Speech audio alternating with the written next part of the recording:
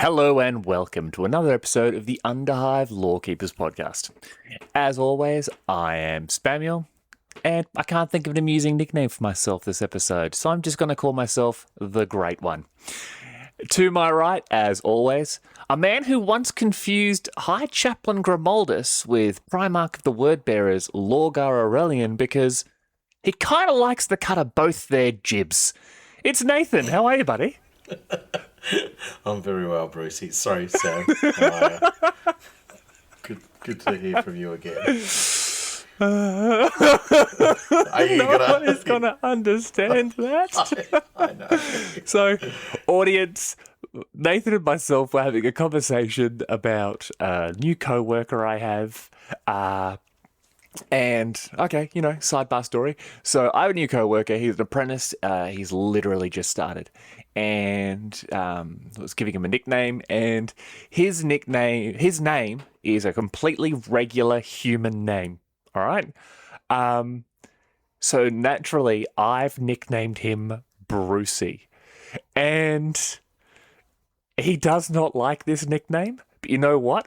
We're going with it. Now, to the point of our employer, who is a member of his family, is now also calling him Brucey. I think if I work this hard enough, the young fella's only 19. If I'm still around by his 21st, I reckon we could have a happy birthday Brucey banner. A Brucey banner. A Brucey banner. A Brucey banner. Big green banner. Yeah, Big that'd green be great. banner. It just says Brucey. You'd be like, what is it? Get it? Bruce Banner? The Hulk? Bruce banner. Come on, mate. Yes, banner. Right, yes. Do you ask me a question? How are you? Yes, hopping along with my hobby at the moment, limping per se. Just slowly doing small little increments of it because I am still in the process of moving a house. And let me tell you, if you've not moved a house or if you intend on moving a house, do it. Best fun you'll ever have. Do it with, a full-time job and a child under 5. Oh, yeah, fantastic. And when we're currently about a week away. I think, Arc is a week away. Yeah, so when you're a week away from the largest wargaming event in Australia, or possibly the Southern Hemisphere, maybe even the world. I'm probably not, but yep. Yeah, do all of that. I speak to Nathan every day, and let's just say his stress levels way down. Yeah, it is. Yeah, they are weighing him down. The next time I take annual leave from my job, let me tell you what I'm going to do. I'm going to move a house, have a screaming child, and try to paint miniatures because I'm having a blast. It could be worse. You could be screaming at your miniatures and paint your child. And I was going to say moving the child, but yeah, I could very well be doing that. Yeah, absolutely. My life is a whirlwind at the moment. So I have tried my utmost to stay on target, but we'll see how that plays out. We have the tether, the steadying line in the storm, which is the podcast. That brings me back to reality. Reminds me that hope is not dead, folks. We have the podcast. It does. That no matter what's going wrong in the rest of your life, you can talk with your friend about things on the internet. Yeah. I usually do that after we do the podcast, yeah. Anyway, Brucey, how you been? I'm good. No real update here. Oh, okay. Yeah. Yeah. Oh. Just living life. You're answering like a kid who's in primary school. I was like, how's school today? How's school today? Yeah. It's good. What did you learn at daycare today? Nothing. Oh. Nothing. Who'd you play with? No one. Oh. Okay. What do you want to do now? Kind of just want to watch Paw Patrol. All right. Well, you're 24, so maybe upgrade to something else. But if you are wanting to upgrade your life away from Paw Patrol and do something better with your time, please shoot over to patreon.com/the Underhive Lorekeepers podcast. We are 100% funded by the goodwill of our audience, though we do this for the love of our hobby. And it lets us buy Paw Patrol merchandise. Each month, we have a Patreon exclusive episode, as well as competitions, polls on episodes, and other bonus content. If you are looking for another way to support us, get onto our social media, Instagram, Facebook, and YouTube. A like, comment, and subscribe helps us grow and gets our particular brand of lore out into the world. All of our links will be in the show notes, and don't forget to give us a 5-star review on your preferred podcast platform. And we do merch. Yay! I don't even know where it is anymore, the merch, but it's in the show notes. We do shirts. I know that. Shirts. I think there's other shirts and maybe a hat and jumpers. Well, shouldn't be playing with them. No, I was moving it and I was looking at it and I was like, oh, my little Escher ganger, how cool do you look? This is the few miniatures I have left in my house, and I managed to break it. Yep. And not like just a break it a joy, like broke something off that shouldn't be breaking at that point. So what'd you break off? The barrel of a gun. Is that one of the metal ones? No. No. I think I would pause recording if I did that because I've been hanging on to get those miniatures for a while. But anyway, that was our Patreon speak. If you do want to get onto Patreon, please join us. I love our hobby diary. Come and listen to our hobby diary. I will give us... There's going to be updates from our Canicon this year from me. So yeah, they're going to be short doing little an extra ones. Yeah. I think there will be 3 hobby diaries this month. The night of the... So a week from now, I think that night we're going to record and release it. So it'll be a little snippet. After day 1. And then there'll be another one after day 2. And then there will be a third one of just like regular hobby diary. But I think it's just going to be you going, I'm still moving house. I've pulled out all of my facial hair with my bare hands. I've consumed nothing but dairy products and refined meats today. And I'll talk about, I don't know, terrain. I want somebody to get this reference, actually. All the dairy products are good. Do you get that reference? No. Oh, okay. Is this a flavoured milk joke? Because I still don't know. No. It's from like the early 2000s. It was called Kenny Rogers Jackass, and it was amazing. If you haven't seen it, go see it. But more importantly, we have to talk about buildings. Kenny Rogers is in the singer? Like the country singer? Yeah. Really? Yeah. Okay. He did a TV show?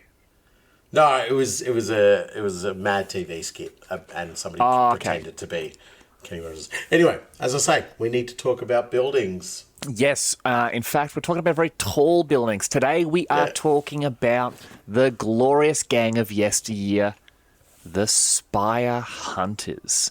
Yes. Now, they're also known as Spyrers, and this is going to be a bit of a weird episode, ladies and gents, because this particular episode, the gang of yesteryear we're discussing exists now as well. So a lot of the stuff we're going to be saying is going to be coming from the original N95 release or the Outlanders supplement for N95 release for the Spyrers, stuff that came from Fanatic magazine, for example, as well. We're going to talk about a lot of that. But then we're then going to possibly be repeating information straight afterwards, but it may in fact be different at the same time because the second amount of information will be coming from the modern iteration of Spyrers or Spire Hunters. We're going to talk about some of the differences in the original lore and the sort of changes that Games Workshop made, but all in all, I think it's going to be a fun episode, or it's going to be a terrible episode. So. We don't know. Yeah, it's experimental. You're experimental. Joining us for the experiment. And if you don't like the experiment, maybe don't tell us. I'm very fragile at the moment. Yes. No, he is. He is. So we're going to jump into the first read there. I'll take this one because Nathan is currently frantically attempting to re-glue an Escher Lass rifle. Yep. Even in the living nightmare of the Underhive, the Spyrers are spoken of with a shudder. Parents scare small children into obedience with a mention of the name and grown men fall silent at the tails of their attacks. To Underhive dwellers, they are demons of the darkness, blood-soaked fiends who prey upon the warring gangs without compunction or pity.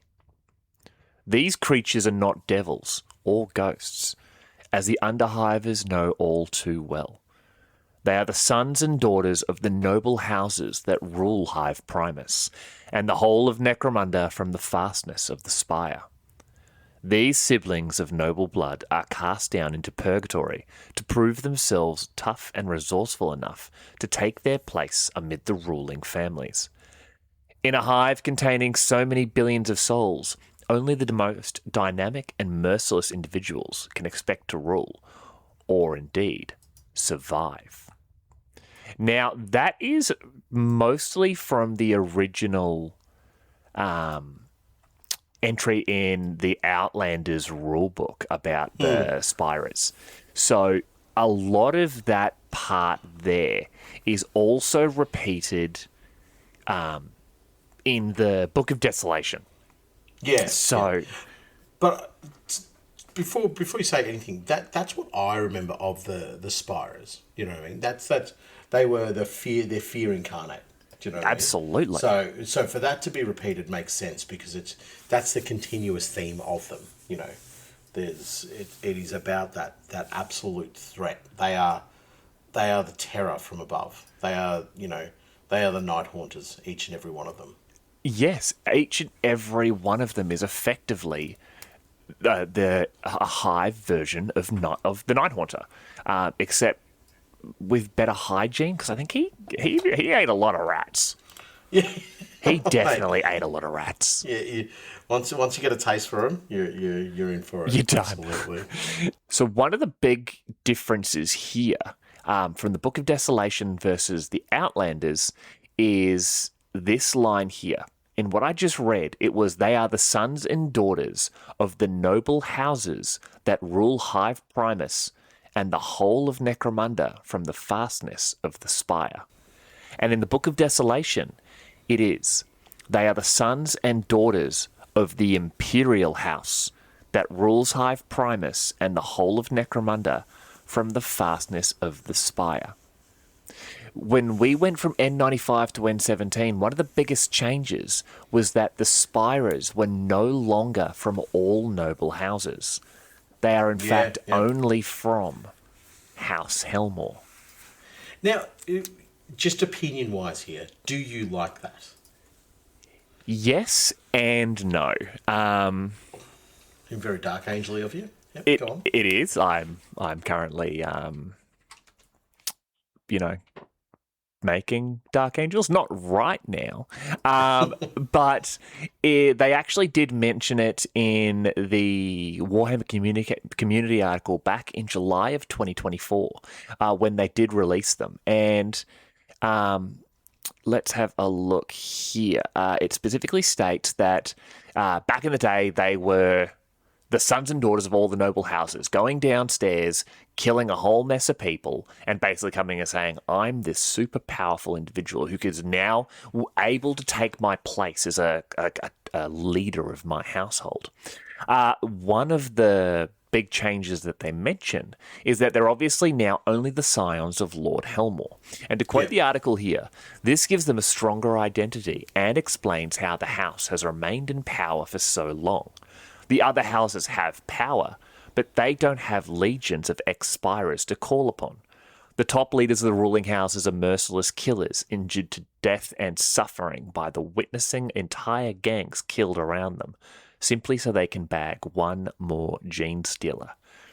So the lore behind the Spire Hunters has been changed just to show that this is how House Helmore has maintained their power, because you may have the militia, you may have the ecclesiarchy, you may even have psychers or whatever it is you want, but I have the Spyrers, and every single one of my children and nieces and nephews and nibblings and whatever else you want to call them. I think it's nibbling is like a collective of non-gender specific nieces and nephews. Really? Like a grouping of them.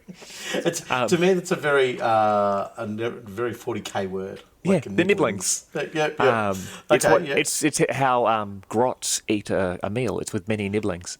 But at the end of the day, I can turn around and say, everyone put on a spire suit. We are going to wipe out House Coiron, for example, or we're going to absolutely decimate the ruling class of House Grime because they are getting uppity. So that's one big difference between N95 and N17 in regards to the lore. It's that one line of information in the introduction being changed, but it changes the entire dynamic of who the Spire hunting parties are.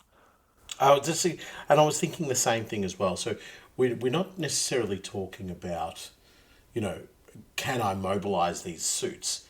It is that threat that I was talking about before with the Underhive. That threat now exists in the Spires as well. It exists amongst the noble houses that at any point, should Lord Helmore decide that the Spires are needed, he could begin to raid. And he probably never ever will, because the abuse of that kind of power would obviously be questioned by things like the Administratum, saying, well, hang on, you what kind of control do you have over your planet when you're needing to go into a full-scale bloody conflict with members of the noble houses? But it's the threat that I could decide to drop that hammer at any point. And I think what you said there about being able to create something that looks like an identity for the Spires and making it look like a stronger and closer identity, I think I believe that as well. Rather than having these suits dotted out all over across Necromunda with various different allegiances and so forth, by centralising it and making them, focus purely on House Helmore, it does give it that sense of there will probably be, and I say this with the mindset of thinking about it as Gerontius, not Lady Helmore or anything like that. There would be an undertone and undercurrent of loyalty, although you may not necessarily agree with what Gerontius is doing, if he's telling you to put the suit on and just go sit up in a certain spire just so House Catalyst can see you, then you will do that because you do not want to cross him. And it's that cycle of fear that exists. But yeah, I think that identity and that sort of unification of them helps them become, for me, in my mind, it makes them a scarier prospect as well. Oh, hell yeah. Because there's an overarching battle plan for them. It's not just go off and kill for the sake of killing. Yeah, but at the end of the day, they're going to be loyal to the person they share a surname with. Like, I look at Spire suits in modern Necromunda lore. I see them almost as the nuclear deterrent. Like, you might want to. You might hate me. You might, as Ronti Helmore or Tilney Helmore or Lady Hera, whoever you want to talk about. You may hate them, but at the end of the day, they have the nuclear deterrent of the Spire hunting parties. You can attack me and you just might kill me, but the Spires will kill you right back. They are the ever-present threat of retaliation. It's the closest thing to a nuclear weapon you're going to have outside of an actual nuclear weapon. Yeah, I'm totally in agreement with that, and I think that what is it? What did they used to call it during the Cold War? I think it was like self-assured or mutually assured destruction. Mutually assured destruction, yeah. Yeah. So, and from, say, if Gerontius was to go, and we see it in the Aranthian succession, is that if Gerontius is to go, then the Spire suits rally together. You can get a single member to look out for themselves, as we see with Hera, and then once she's equipped with the Spire suit, it's on. It's absolutely ready to go. So, but we're not going to get stuck on one read like we normally do. No, we're professionals. No. We have many reads to go. So this next one here that Nathan's reading is once again from the Outlanders rulebook. The Spirers are sent below the wall in teams. Once in the Underhive, they can expect no help, no money, no resources. They have only the equipment they bring with them and their own native wits to help them survive. Of course, the Spyre's hunting rig is no ordinary set of armour. Spires use ritualised combinations of weapons and armour which favour different combat styles. Each rig is meticulously crafted off-world, a wondrous device of half-forgotten technologies worth its own weight in creds. The rig is self-sustaining and self-repairing, with integral weaponry and, most importantly of all, built-in power boosters which activate as the wearer gradually masters the suit's functions. These power boosters make each Spire evolve in a subtly different way, creating a diverse and powerful group of individuals in each hunt. A Spire team can only cross back above the wall when it has achieved its stated objective, which might be to slay half a dozen Underhive warriors, or to survive in the wastes for a certain period of time, or some similar vow. Their fighting suits record all that occurs in the depths and verifies their kills, so no duplicity is possible. The Spyrers must succeed in their quest or die trying. In the Underhive itself, they are hated and feared, but in the Spire they will be lionized on their return, and the survivors of the team will take their place among the powerful ruling elite of Necromunda. So the key takeaway that I get from that is that the equipment is being built off-world. So we don't know exactly where it's coming from. And if you look at a Spire, it would not be out of place to say that it's almost Xeno technology. You know, it's sort of dabbling in these areas where you're like, oh, that's a little bit dangerous. That's like, and the fact that you're able to boost the power from the suit with the more kills you get, or you know, whatever you're doing within your mission, that's something that I guess we don't see across Imperial technology, and also probably wouldn't anyway within like Guard or Space Marines or anything like that, because why would you do that to your soldiers? Why wouldn't you just give them the best thing that they're capable of doing straight away? But the thing that is really standing out in regard to the technology is everything is recorded. You know, that to me is wow. So is that data going somewhere? Is that information going somewhere? And I don't believe it would just be staying on Necromunda. I think these suits would be providing information off-world as well. So there are theories. We can discuss those later on. But a couple of different things that sort of touching on there. It states each rig is meticulously crafted off-world, a wondrous device of half-forgotten technologies worth its own weight in credits.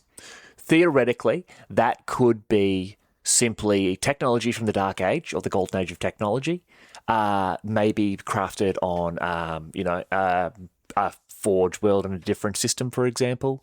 It could be crafted on certain planets by maybe even the Adeptus Mechanicus. The rig itself, obviously, with incredible technology there. But the thing that I want to touch on mostly is the fact that it is effectively learning as it goes. Very much so as you're doing it, it is unlocking new things. It is upgrading you. It reminds me of have you seen the movie The Incredibles? Yes, of course. Yeah, the Omnidroid, the one that Yep. So as it's defeated or as it defeats enemies, it learns and it allows itself to get stronger. It's sort of it unlocks things very similar to the way the Spire suits are. Another thing I wanted to touch on there was the suits themselves in that respect. It is recording everything, and you mentioned you think it's going somewhere, but at the same time, it's recording everything almost like a dash cam. So if you're saying, I killed 200 of my enemies, that not a single one of them saw me coming, you can just imagine the patriarch or matriarch of your family saying, prove it, and they download the footage and they're watching it and they're going, okay, yep, so far no one's seen you, excellent. None of these 10 didn't see you because they were all asleep, not exactly the most honourable kills, but etc. etc. So I will touch on everything you've just mentioned. Very effective raid on an orphanage. Well done. Yes. In fact, you did so well. You went out last week, killed all their parents, got them all sent to the orphanage, and then you burned down the orphanage. That's triple points. Yeah. And bonus points for ingenuity. Well done. Yes. So, a lot of the stuff you've touched on otherwise, I do want to touch on later on, sort of after we talk about some of the suits and that sort of thing there. So I'll jump into the next part here. Now, these two reads that Nathan and I are about to do come from the Book of Desolation. So this is more modern lore in this regards. For the most part, Spyrers are lone killers, preferring to hunt their prey alone and unwilling to share their kills with their siblings. Just as in the gilded halls of House Helmor's Spiretop Palace, the children of the planetary governor do not play well together. Can't imagine a single time that's happened. Time and circumstance can draw these entitled murderers together, however, much like fear cats around cornered prey. In these rare instances, Spyrers will temporarily put aside their rivalries and hatred of each other to form a hunting party, their intent to bring down as much prey as quickly as possible. Once the Spyrers have chosen their hunting ground, they create a hidden camp, from which to range out across the wasteland or bad zones, claiming trophies for their collective acts of extreme violence. And this is the essence of the Spyre's mission, to spread terror and claim as many lives as possible, so they might prove their ruthlessness and cunning to their distant noble family. Inexorably linked to this goal are the Spire war suits themselves, marvels of ancient technology, crafted for a single purpose, to make their wearer a nigh unkillable stalking horror. So some of this already touches on stuff you've already talked about. They're no longer mentioning that they're crafted off-world. They are mentioning that they are from ancient technology, possibly linking them more directly to the golden age of technology that has been left over on Arrhenius Prime before it became Necromunda. Or maybe it comes directly from an STC. Who knows? During the Golden Age, the Spire suits might have just been really fancy acrobat suits or things you wore to kids' parties, a la Dorothy the Dinosaur costume. Yeah, these were just like play mechanical suits back in the day, or they're even just like the workers' uniforms. You got to put on your you put on your Orrus suit. You got some heavy lifting to do, mate. Oh yeah, thanks, man, thanks. It is interesting, that read, because as you say, it does sort of change the mindset of what we should be thinking about the Spirers, and the setting up of the camp, I think, is an important facet as well, because now we can start to look at them as, and it does say they are not the best coordinated, but there is some semblance of coordination to them now. It's not just go out there and become the best murderers in the block. It's also about, okay, well, we need to achieve a goal. It's kind of remember, I don't know if you ever did it when you were younger. Do you know what orienteering I is? do. We've mentioned orienteering on the show before. Yeah. And have you ever seen Stargate SG-1? Sorry, continue. No. Ever watched Doctor Who? Genuinely, no. No, I've always asked you that. But it's kind of like an orienteering group, except with instead of finding, there's the yellow sticker on the lamppost. Oh, cool. Let's go find a purple sticker on a tree, sort of thing. This is orienteering a murderer. Yeah, exactly. We're going to, Manufactorum exit 2B, and we're going to kill anybody out there. So, but won't we slow down the Manufactorum? No, don't worry about it. And that actually shifts my mind to a question that I was going to ask you about these guys. Yep. Do you think they are just hunting gangers, and are they going a little bit sort of Predator style? If you have to be equipped with a weapon for us to be able to kill you, or is it just open season on anybody just to get that kill counter going? Okay, so it depends if you're talking about N95 or N17. So in Let's say the older N95 lore, first. N95. Oh, N95, they're killing everyone. Yeah. In a bunch of the Cal Jericho books, there are in certain Spire hunters who are. Well, there's a member of House Helmore, ironically, who goes into the Underhive and is basically a vampire and is consuming the blood and life force of people in his Spire suit. And he kills anyone he can. Excuse me. And in another one of the Cal Jericho books, there is a Spire hunter team who are out in the ash wastes and they're dropping into settlements and just killing everything. Spyrers and N95, I'm sorry, are straight up just... Yeah, they are the thing that goes... They don't go bump in the night. They're the thing that wipes out a settlement in the night. Yeah. Like, they are the Night Haunter. Yeah. They're pure out and out killers. And that's when I first started reading about them in White Dwarfs back in the day, that's the way they were portrayed. Yes. But, N17, I think they're a very different animal. So you think they're more sort of focused on killing the bad guys, we'll call them, just to make some clear, definitive lines there. They're hunting those who could potentially fight back. They are going to Hive Secundus and they are doing their thing there because I think it is going to be an interesting mix of the Helmore higher-ups sending these kids out to Secundus, not just so they get the battle experience, but kind of hoping the numbers get culled a little bit because there's a lot. Don't you think the risk of losing Spire technology then is a little bit too dangerous? Or do you think there's potentially recovery teams for that? There would definitely be recovery teams. We know for fact Tamino Helmore had his entire camp set up. There were dozens of Spyrers there. And if one of these nothing cousins goes out and gets themselves ganked and their Vansar team gets ganked with them, or, it's a couple of the youngins go out and unfortunately do themselves a little bit of mischief, and they don't come back, you grab the suit, you drag it back.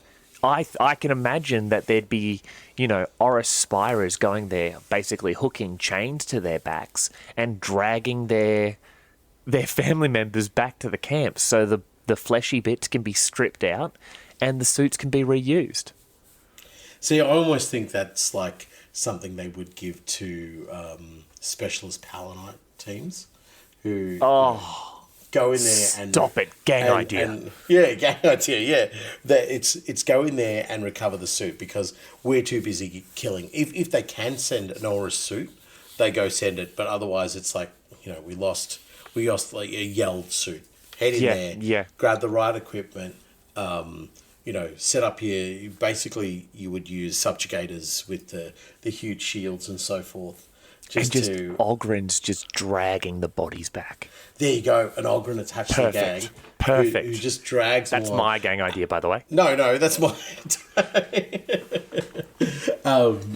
who would then, they'd probably dispose of a lot of the biomass where the body was left. Because I can imagine the family not wanting to have an association with this particular Helmore anymore. It's like... They failed themselves. You were set up there in the hive or in Secundus with nigh on unkillable technology, ridiculous amounts of weaponry and firepower and all the rest, and you still managed to die. Yeah. You are an embarrassment to the name. We don't want to see you anymore. Perfect. So they would scrap the bodies then and there. They'd just be like, "Yep, you're getting your burial at sea." And by sea, I mean the closest sewer. I just grab your biomass and flush it down there. Yeah, they're pretty damn close. So I think for me, what I asked you in regard to the whether or not they're killing everything, I still feel like this is going to sound so dark and brutal. I still feel like potentially they might be let out on a night, and it's just like you don't have to hunt Gene Stealer cultists. You don't have to hunt gangers or anything. Just go out there, just get that kill counter up, lads. Have a bit of fun. Absolutely. Kill what you want to kill. People are going to be making their way into Secundus. You can kill them too. Just whoever you want, go for it. And that's your night out. Go paint town red, quite literally. But then we get maybe it's they become a little bit more mission and task orientated later on in the sense of when you have the camp would have objectives and viewpoints about what they need to achieve to represent the Imperial House. Yep. Or even just to spread the fear in the right areas. Like, if there was a gang, and not necessarily linked to a noble house, but if there was a gang that was getting a little bit uppity and a little bit too powerful in a certain area, then the Spires would go in and kill them and, begin to really put some pressure on them. But then they would also be given the opportunity to just go out and let loose on the murder trail. Yeah. Perfect. Well, jump into that next read because a couple more of the questions you had earlier are about to be answered. Only the Imperial House could hope to construct the Spire warsuits. Such is the cost involved in their creation and maintenance. Even so, House Helmore counts only a limited number of these suits in its armories, and bestowing one upon a noble child is no small thing. It is a rite of passage only the most worthy descendants of the Helmore line are granted. Only those considered strong or cruel enough to perhaps one day rise to the rulership of the hive world. To even wear such a suit is a trial in itself, as the noble son or daughter must first be modified to fit its unique shape and systems. This means the installation of neural and muscle interface plugs all over the noble's body, and often the removal of limbs or the reshaping of bones so they might fully integrate into their Spire hunting rig. The scars and wounds left by the process become a measure of great pride among the elite of the house. As for the rest of their lives, it marks them out as having survived the trials of being a Spyrer.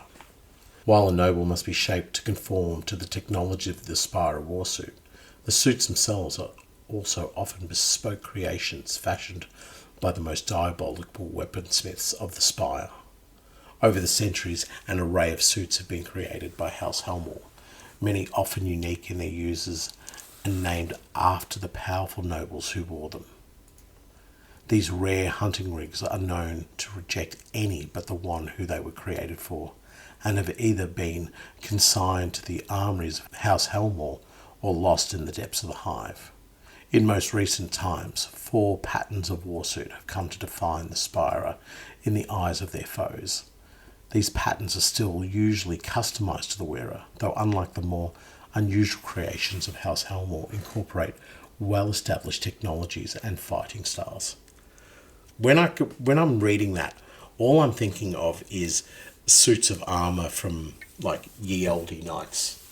And a suit of armour that belonged to, say, the Black Prince or to a particular notable ruler or something like that. And yes, somebody else could probably go into that suit of armour, but they wouldn't hold it with the same majesty and they wouldn't hold it with the same, I guess, threat and presence as the original owner.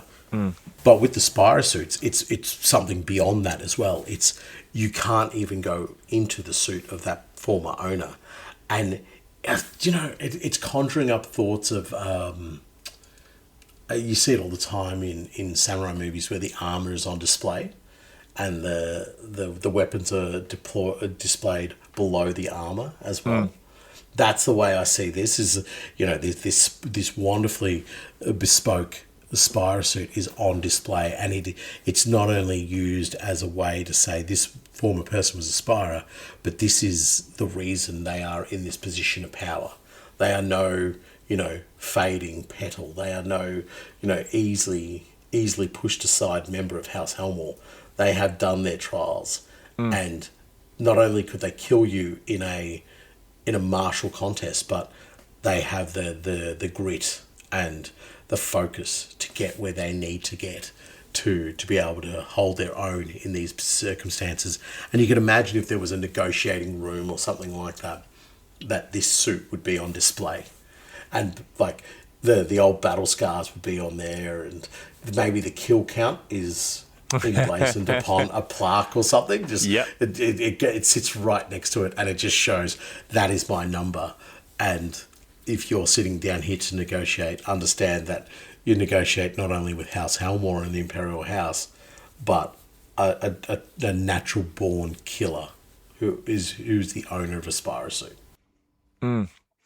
But I can also imagine, like, there's I imagine Ronti probably has 4 or 5 different personal Spire suits. Like he would have had, his Orrus suit or his Jakara suit, and then he has his his Milosh suit, which is basically just like a pair of grenade launchers, like, because it would have been designed specifically for him. Or he has one that it only shoots caryatids. Are they the ammunition or are they the target? You'll never know. I was going to say, But once again, that read there, this new law is stating that only the Imperial House could hope to construct the Spire war suits. But at the same time, House Helmore only counts a limited number of these suits in its armories. So it's saying that the Imperial House could construct them, but they don't have a lot of them. So it once again is being very sort of blasé over who's making them. Yes. Very, very vague. And I personally think it has something to do with the Aranthians and potentially even the Men of Iron and so forth. Yeah, okay. Because so you're talking about, the Men of Iron were, suits of basically armored AI is what they were. Yep. So the reason the human needs to be chopped down to be able to fit is it's still that suit of iron, but we're removing the AI. Yep. And we're creating a chamber for where we can put a person into, but the functionality of the technology won't exist if you keep your legs, because we just can't reduce what's going on. You're a tall fella. You're a tall fella. From the knees down, we can't change, and this suit's not going to work for you. So you want to get in the suit, give it the old chippy choppy, right? So I think from the way I look at it is that these suits would have been built not for human. I don't think even for humanoids. It's not even about could a Tau or an Eldar or whatever fit within this suit. This is something that no humanoid can actually fit into, but that they're manipulating the technology enough that they're able to fit somebody inside of it. And that's why you have such limited stock. That's why each one is its own bespoke creation, bar sort of where they are now, where they're getting into the particular styles and patterns. But early days, they would have been so bespoke because each time they try to manipulate the technology or they're doing something, it's not an exact science. It's about having a hack at it and seeing if we can make something that's actually going to work. I also love the fact that you had a couple of them where it specifically said, these rare hunting rigs are known to reject any but the one they were created for, and either been consigned to the armories of House Helmore or lost in the depths of the Hive. That reminds me a lot of the neural interfaces of, for example, Knights or Titans, where some of them would become, like the AIs, the machine spirits themselves would become so independent they would almost refuse to merge with their pilots. Where these particular suits that it's stating the Imperial House or House Helmore are manufacturing them for specific people. When those people have died, or possibly when those people have then changed suits, or if it's just anyone else, those suits are then refusing to be joined with anyone. Because as you've said, it's very similar to the Men of Iron. It's very similar to the abominable intelligence of the Dark Ages of technology, where these suits are learning. These suits are now having preferences of who gets into them and who is able to wear them to combat. Maybe the four suit designs of the Orrus, Chikara, Malkadon, and Yeld, maybe they're the suits that they've learnt over time are the more willing to accept different users. Do you know what I mean? So Yeah. if you do lose a member in a Orrus suit, that suit's now no longer just abandoned and hoping that it can accept somebody, but the way that they're being, I would say there's probably a little bit of a formula and a structure as to how to make an Orrus suit. Yeah. So then you go, okay, we can put another member from the house inside this suit because we know this is reliable, that it will accept somebody else. And maybe, one in every 100 doesn't. So when that 100th person decides to jump into that Orrus suit, just the AI says, no, not for you. This is not for you. And then maybe they mothball the suit. Maybe they get rid of the Helmor. They're like, you don't show the right conviction and the right purpose to be an actual leader of this house. Yeah, I So- like that. I think maybe that's why that bespoke aspect of them has probably moved away a little bit as well. It's we're actually refining our tech to make it better, so that because ideally they would want to have more Spire suits. Correct, yes. The more you can supply your family and nobles with these suits, the stronger your hold becomes over them. To say that you owe me a favor. I've given you the ability to kill anybody who you want, really, within Necromunda, bar a space marine. Yeah. So you'd want to have more of those available that you can sort of divvy up and hand out, and if you can stick to 4 lines of technology or 4 sort of suit builds and get them to just be humming, why would you not? No, I really like this. I really, really like this. The Spyre suits almost remind me of the different classes of Roman gladiator. So we're going to touch on sort of the main 4, as you've said there, the Orrus, the Chikara, the Malkadon, and the Yeld, where they're the 4 most commonly seen suits of Spyre hunting rigs in the Underhive. Now, like I said, they do remind me a lot of the Roman gladiators, where, like, you had, for example, like the Mamillo, who was a short sword and a very large shield. They were a slow, heavy unit. You had I think they were the Retiarius. Retiarius? Yeah, they had the net and the trident. Like you had Trax. They were a smaller curved sword, a smaller shield, like a Mamillo light, effectively. But they had set equipment. They had set fighting styles. And because of that, the Romans loved to match them up against, like a Mamillo versus a Retiarius, for example. You had something quick and with no armor versus something slow with heavy armor. And you sort of pair them up. I just think it's very cool the way they've sort of done that. So for each of these classes of suit here, we're going to be doing 2 reads. I'll be doing one, and then Nathan will be doing one, where the one I'm doing will be from the original N95 lore, and the second being from the modern iteration of the N17 lore on Spyrers. Now, I think we will read them both at one after the other, and sort of give our feedback on it then. Because... Well, I think that's a good idea. Yeah, because I just think... it's going to be interesting to see how the description of the same unit is different over a mere almost, 22 years. So first up here is the big mamma jammer himself, the Orrus. Now, the Orrus embodies the most brutal aspects of the Spire hunt.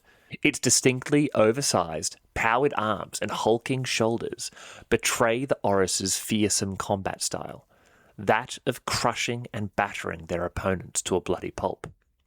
Ranks of armoured pistons power the arms and its blunt, claw-fingered hands, and each fist is backed by a rack of bolt launchers to blast apart opponents at a distance. Though the Orrus is the slowest of the Spyrers, it is also the most indomitable. Not only are the powered arms and shoulders heavily armoured, but a force field protects the Orrus as he lumbers forward. The Orrus assault armour is the largest of the warsuits and favours brute force and frontal attack over stealth or ranged combat. Well armoured against all but the heaviest weapons, an Orrus can bull its way through almost anything to get to grips with its prey. That grip coming in the form of a pair of arcing power claws. Almost as an afterthought, the massive fists of the Orrus suit incorporate bolt launchers or similar short-range destructive weapons, though most hunters only use these to destroy weaker foes and those they see as undeserving of their full attention. Most other Spyrers consider the Orrus methods to be crude and unsophisticated, lacking the finesse of murder most of their kind aspire to, though none can deny their effectiveness. Can you imagine looking at someone in an Orrus Spire suit and being like, "You're a bit crap, aren't you? You're a bit crude and unsophisticated. Sorry, why have you ripped my arms off?" Yeah. Yeah. I don't appreciate your fighting style. Arms missing. You know what? I respect it now. I respect your fighting style. It has a certain je ne sais quoi about it.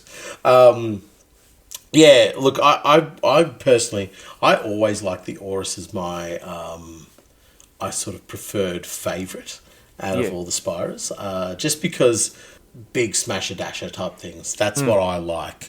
And then short range firepower, but who cares about the firepower? This is about like punching holes into walls and the sides of tanks and whatever might be, and just focusing that attention not necessarily on the wall or the tank, but on the court or juve who has got in your way. And just saying, you better have a lot of faith in the Emperor, because that rusty nail that you've got protecting your forehead is not going to work. And it works absolutely fine until that little court or juve looks the Orrus Spire champion dead in the eyes and says, "Give me the cash." Yeah, give me the cash. It's like, oh, we got a live one. We got a real killer. But it's interesting the comparison between the two. I think the biggest thing that stands out for me there is the fact that the bolt launcher is the only weapon really available in N95. By the time we get to N17 or the Secundus, we're starting to look at a few other options that are available to them, which I think is cool. Like you need to have that kind of flexibility and that little bit of extra thing, just to make the suit a little bit yours as a player. You're just like, oh yeah, cool. I just don't want every single of my guys to be the same as every single one of what my opponent has, because that's, I'm not going to say it's boring, but it's certainly not as fun as being able to equip them in your own personal way. And I think with different weapon stats and so forth, you can potentially say, well, that weapon actually represents X, Y, and Z. But I think overall, the mindset is still the same of Orrus are just hard as nails, heavy hitters. Absolutely, they're basically Ogren-sized murder, like socialites. Ogren-sized murder socialites. Boom. Episode of that's the episode title. But absolutely. One thing I will mention, Spire hunters in sort of N95 were very one-dimensional in their equipment. You just got them with what they were, and we sort of mentioned a little bit earlier, we'll go on to it a little bit later on. The only real advancements and changes was when the suit unlocked new skills and new abilities, and it made you stronger, it made you faster, it made you better. Until then, you were just very one-dimensional. The weapons an Orrus Spire had in N95 was the Orrus suit is armed with 2 bolt launchers, mounted in each fist. That's it. You had your armor save, etc. You had equipment. You had like bio boosters, filter plugs, and photo contacts. But that's all you had. Whereas we know in the Book of Desolation, your Orrus Spire Hunter, you start with your power talons and 2 bolt launchers, and then when you hire them, you can adjust them. You can change the power talents to power fists. The bolt launchers can be Volkite discharges, disintegration matrices. You can get a bunch of extra equipment. Interestingly enough, bio boosters, photo goggles, photolumen, respirators, web solvent, or caryatid primes. They don't have a massive list of equipment, but you can give them something. And it's really interesting because it says both reads about the Spyrers that the suits themselves are customized for the wearer. That's only really evident in N17, where you can change the talons for fists. You can change the bolt launchers for disintegration or Volkite, etc. You can, instead of punching something to death, you want to crush it with your snippy crab claws. You have Use the ability jaws of life or unlife. Yes. Exactly, your jaws of unlife. But yeah, I've always loved the Orrus. I think the Orrus is perfect.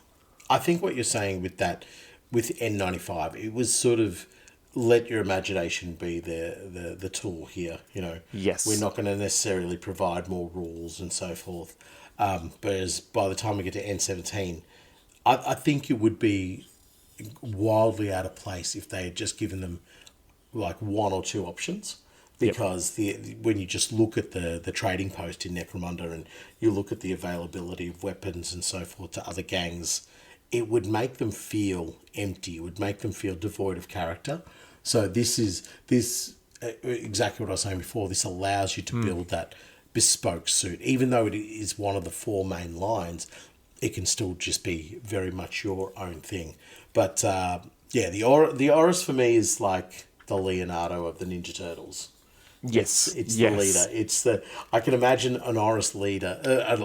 I can imagine a Spire leader mainly being in an Orrus suit. That's like the go-to. Like the others are all just a little bit too specialized to be able to lead the pack. So, I see them as probably having potentially the most enigmatic and the most, I would say maybe cruelest of pilots as well. Or not pilots really, are they?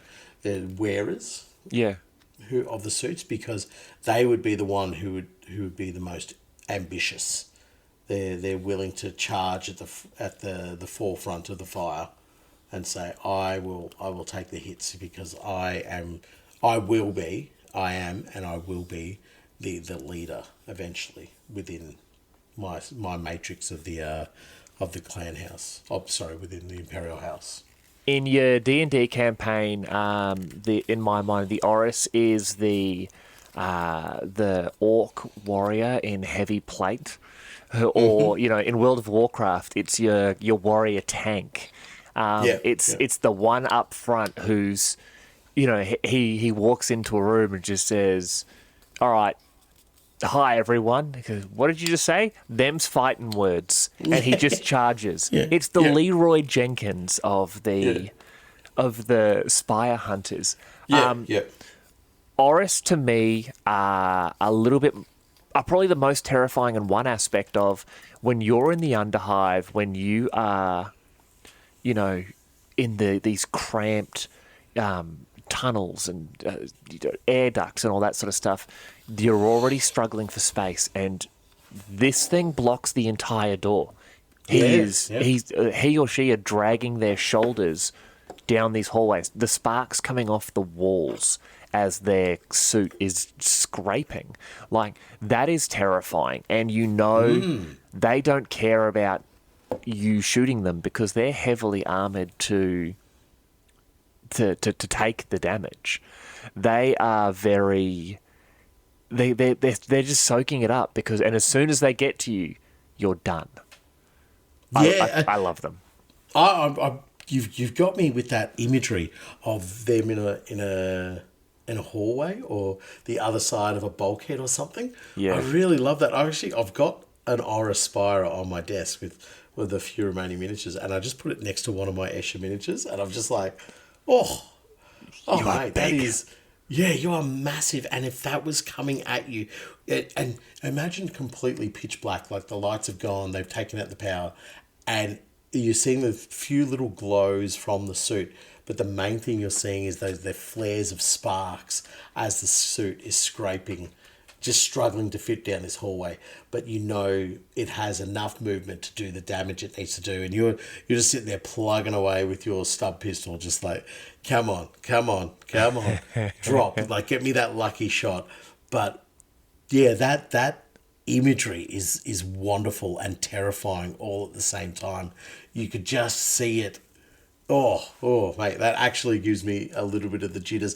And then you could just see it, like, imagine it lights up its Volkite, just woof. Oh, yeah. And anybody who's seeing this scene is getting the hell out of Dodge.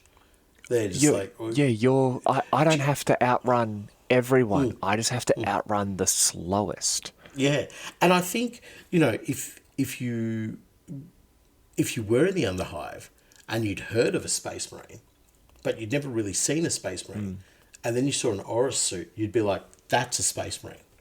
That's the thing that I should be scared of. That is the larger than humanity thing that is going to destroy me.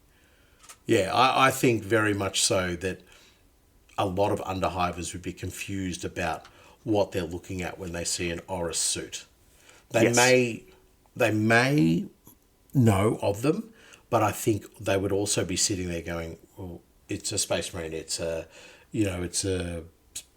ancient bit of technology, it's something from the Mechanicum, it's some weird Vansar suit or something along those lines, enough to just be terrifying.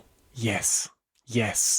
And that's the thing. I think this is where a lot of the confusion and sort of vagueness about the origin of the modern suits is coming in, because it does share some design characteristics similar to those of some of the modern Vansar equipment. So definitely. there's almost that it must be getting built on Necromunda.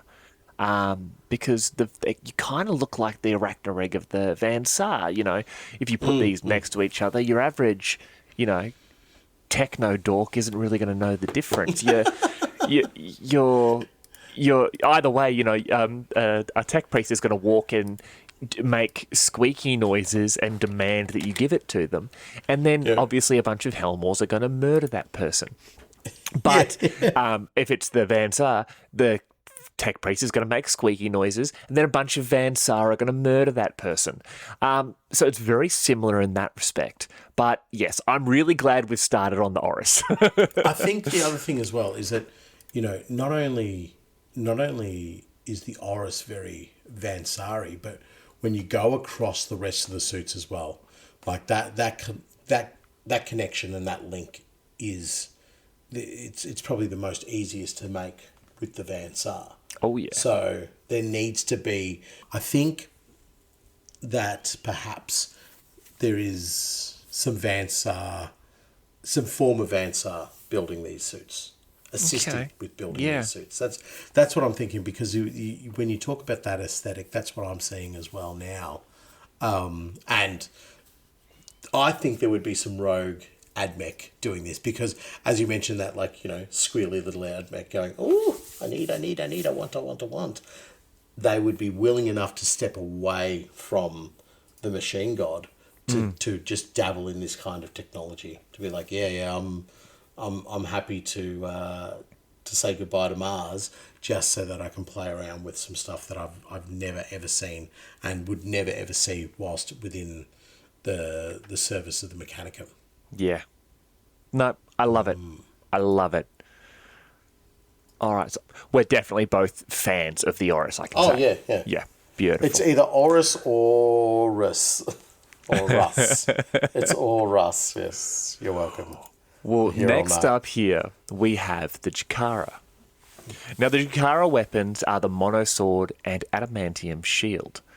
The Jakara is the lightest of all the Spire hunters, emphasizing agility and speed over heavy armor. The suit itself is armoured with flexible plates like snake scales, which are overlaid with the tubes and cables that feed power to the Spyrer's limbs. The Jakara buckler is inset with energy-absorbing devices that look like faceted jewels, each one of which can drain the force from a shot or blow and hurl it back at the attacker. By contrast, the Jakara skirmish rig is built around speed and skill at arms, pairing monomolecular blade and mirror shield. A Jakara likes to dance amongst their foes, delivering fatal cuts and finishing thrusts with grace that is almost beautiful to behold. The mirror shield used by the Jakara is a particularly impressive piece of armour. Fashioned from layers of photokinetic reactive scales, it can use ambient light to blind enemies or even turn their attacks back at them. In this way, the Jakara often uses a gang's own weight of fire to take them out, or, at the very least, abandon ranged weapons and engage Jakara in close combat, just as the Spire intended. So the instant thing that you see there is that the shield is slightly different. The way that they're looking at it from a lore point of view, it's not just like fancy Eldar crystals popping light back at it. It's this, these scales and this reactive armor that's returning the. And I always imagined it was energy weapons. It was bouncing back, but I guess if it's reflecting kinetic energy, then I guess it could potentially fling back bolt rounds or just even deaden them. Not a bolt round, but per se something like an auto or stub round or something like that. It could more just sort of like deaden the round rather than turn it into something particularly deadly. But as you read about their fighting style, it's a little bit filthy Xenos Eldar style, isn't it? They are very Eldar in the they're Eldar sounding, in the modern description. So one of the big differences I take from that, in the original one there, the Jakara buckler is inset with energy-absorbing devices that look like faceted jewels, each one of which can drain the force from a shot or blow and hurl it back at the attacker. Yeah. Whereas yours, the mirror shield used by the Jakara, is a particularly impressive piece of armour. Fashioned from layers of photokinetic reactive scales, it can use ambient light to blind enemies or even turn their attacks back on them. In my mind, in the original, you would hit the shield and it would take the force of your attack and almost store it inside the shield, at which point the attack could be released and forced back at the at the enemy. Oh, okay. In fact, in the original rules, the shield allows the user to parry in hand-to-hand combat. If the mirror shield saves against a shooting attack that is energy-based, laser, plasma, or melter, the Jakara can fire it back immediately. So it literally takes the attack, absorbs it into the jewels, and fires it back. Like it literally is. It basically just redirects it. It takes it. Well, that's what I was sort of. Yeah, that's what I was sort of saying. Like it's deflecting it back to. It's sort of like a weaponized version of a refractor field in a way. Yeah, where it's taking it, refracting it back into light, but not in the way that a refractor field would do it, but an energy blast or an energy bolt and so forth. Yeah. But in terms of their fighting style, mate, they are something very, very, very, very different to an Orrus suit, in the sense that they're bouncing around in close combat, slashing things with their sword, chopping up whatever they can, and using that. And I just can't get it out of my head because of the Dire Avenger Exarch, where he's got, I think it's a shimmer shield and a sword. And that's the way I see these Jakara. And and I don't know if you know this about me, but I'm not a massive fan of Xenos races in 40k. No one would have guessed. No. But when I think of that, like, an Eldar Exarch bouncing around, I'm just like, whatever, mate. It's Necromunda. You couldn't take it if you tried, for a million years. So keep your noncy little fighting skills to yourself and boot off out of here. Well, it's interesting because in the description of the shield in N17 in the Book of Desolation, the Jakara Mirror Shield is a complex device that contains an unusual force field generator. The generator sets up a resonant energy vortex across the shield, which bleeds off the power it absorbs into one of several containment devices, which stud the shield's surface. In turn, this energy can be channeled back to its source as a brilliant bolt of heat and light. It is very similar to the original, but it's almost. Well, I think it's the aesthetic of it and the look of it, where the originals, beads and gems and whatever hippie nonsense it's got on there. Stinks of patchouli. Yeah, exactly.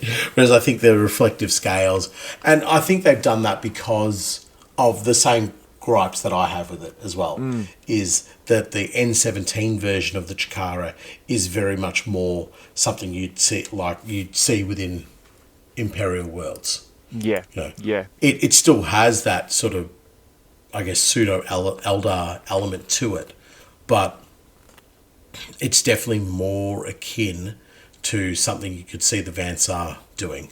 And it makes sense that there would be Vansar tech in this because it looks a bit awkward. It looks a bit too clunky as a close combat fighter.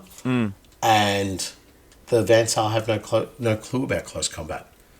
They're just like, oh yeah, just make the sword really big. That's how you fight in close combat. No, you don't.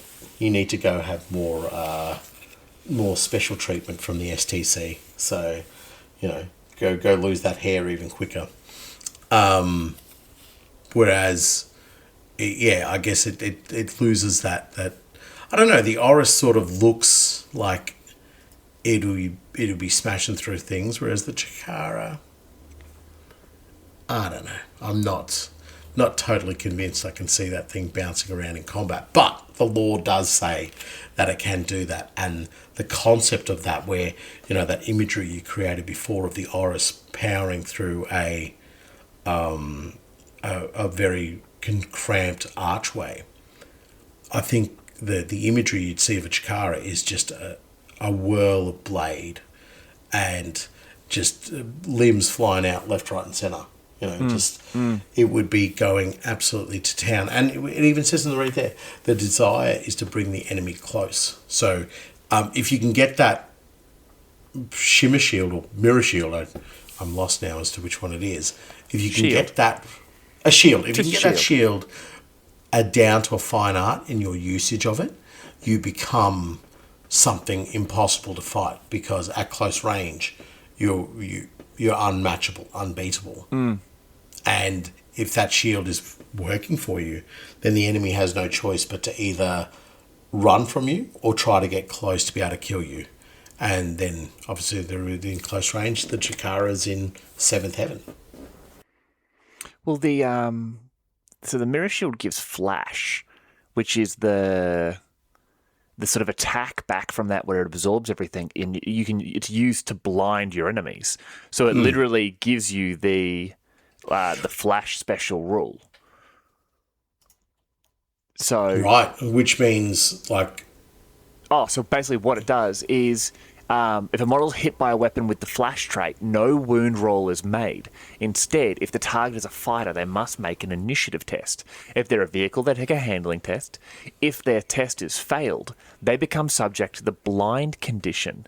They lose their ready marker, and if they don't have the ready marker, they don't get a ready marker the next turn. Right. So in the modern one, they are literally taking in your attacks and basically using the mirror to shine the light back into your eyes so they can attack you. They are very Eldar in this new iteration. They are sneaky, but I love that because you can imagine the Orrus is getting up there because I'm a smash me some Gene Stealer, and your Jakara is like, listen here, you big dumb slow idiot. I'm already in front of you. I've blinded your target. And look, I've just cut out their kidneys. Oh, right. Yeah, The kill's fantastic. technically mine. They haven't seen. I've been at the front, blinded them. I've then gotten behind, removed both kidneys, sold them on the open market for quite a tidy bit of profit. And I my blinded suit them with the recorded it. flash. Yeah, I blinded with the flash. And there he is there. He's got that big yellow thunderbolt on him, and he's just running around very quickly. And the Orrus gets frustrated and just kills the flash. Just Yep. go. Done. Got it. That's part of the DC multiverse you will probably never ever see. I say probably because they do like to explore the multiverse quite a fair bit. So the capacity of the Jakara is, I think you actually unknowingly described it quite well. Is the Orrus is just like, armor stomp, armor kill, armor crump, armor kill sort of thing, and the Jakara's already like, well, I've killed like 6 already, so Yeah. they were all blinded. I got them all, and I don't feel terrible for doing it because I'm getting empowered. But yeah, I think the Jakara style of fighting is not something that would be tailored to a lot of members of House Helmwall wanting to use a Spyre suit. And the reason I say that is because we are in a science fiction futuristic world where there's guns everywhere, and that tech could fail. So you're talking about being a close combat specialist in Necromunda. That's even the most vaunted Escher gang queen still carries some sort of rifle or pistol or something with them. Yep. Because they might be a close combat master, but they understand the need to have that little side holstered backup plan. And that's where I think you would be going for very, very particular candidates to be popping on the Jakara suit, because they would have to understand the threat that they would put themselves into would be far more than, say, something like an Orrus suit would be involved in.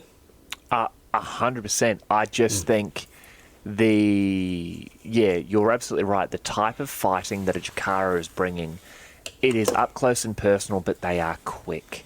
To me, I'm going to keep making the comparison because you've done it first. These are howling banshees. These are striking scorpions. These are dire avengers. They are up close. They are making the big hits, but they are quick. Like they don't worry about heavy armor because you can't hit them. Yeah. Well, that's the plan anyway. Yeah, they hope you can't hit them. And they hope that if you are hitting them, you're shooting at them because they can, turn around and blind you with it and remove your kidneys and make a healthy profit. Do you not see the image of like a Goliath stimmer? I think that's what it's called. Big Mama Jamma ones? Just getting punched by a Jakara is like, all right, Good this one, mosquito idiot. is bothering me. Yep. Punch. I've made canned soup. Yeah, and literally, I'm gonna peel the lid off this can in 20 minutes and drink it for a protein hit. Exactly. So I do like the Jakara. Don't get me wrong, for the listener base out there, but I think an Orrus is still my preferred friend on the battlefield. It is a very different type of combat. It's the easiest way to say it. It's a very different type of combat. Yeah, very true. Now, next up here is the Malkadon. So, the Malkadon are cunning and subtle in their hunting, trapping their victims in webs of iron-hard silk before tearing them apart with steely claws. 2 bulbous spinnerets for creating the web threads are mounted on the suit's arms and connect to the Malkadon's hunched back amidst a snake's nest of tubes. The rest of the elongated limbs and back of the Malkadon are covered with downward-pointing spines and overlapping plates of armor. Its arms and legs are boosted by pistons and hydraulics, which permit it to climb swiftly and leap great distances so that it can move quickly among the mass of broken pipes and struts which form the dark canopy of the Underhive. The Malkadon hunting armor is similar to the Jakara in that it favours speed and close combat kills over brute strength or ranged combat. Though where the Jakara favours swordsmanship and techno-trickery, the Malkadon is a true master of stealth and terror. Armed with long climbing talons and Embiopteran pattern web incisors, the Spire suit moves through the Underhive with an ease that would be terrifying to behold if the hunter was not invisible in the shadows most of the time. Using its grapnel launcher and drop rig, it can reach ledges and domes well above the battlefield, allowing it to fall upon its prey and incapacitate them. Now, we have mentioned before that we think that the Vansar have a hand in making these suits, correct? You've mentioned that, yes. Yep. Right now you're the witness, so you can't ask any questions. Okay. So, what is the symbol of House Vansar? It's a crown. Then it's an image of my face. And it's basically Vansar. I hold you in contempt, sir. Contempt of this court. No. So it is obviously the spider. Now, a Malkadon is a human spider. It is the Spider-Man of the Spyre Hunters. It is clearly some sort of, Comic book reading dog. Yeah, from House Vansar, who has gone, oh, everybody's going to love me back home when I make a suit. That's a spider suit because we're the spider guys. Oh, I'm going to be so cool. And then he is fed to the STC for being a fool.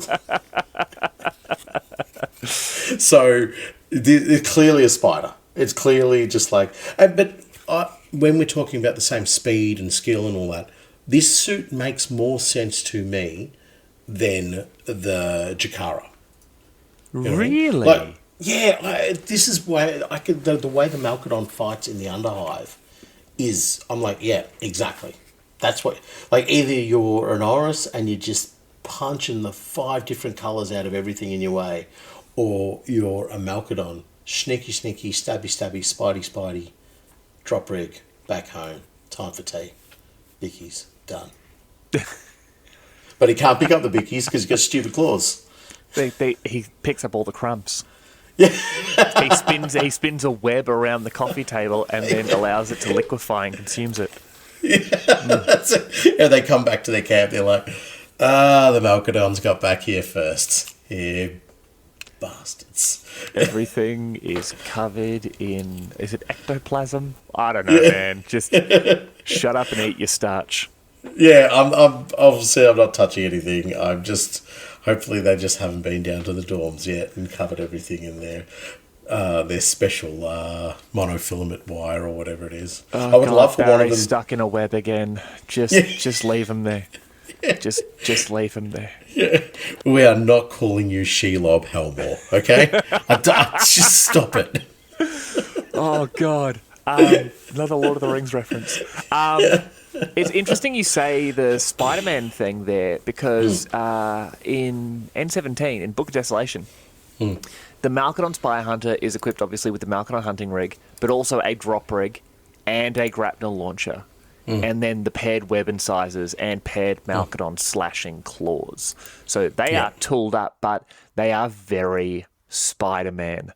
They are grapnel launching, so they can jump, just travel huge distances. If they drop down, it's very much like you can imagine the shooting the little, like the splooge of web onto the gantries above you and just lowering yourself down, doing the drop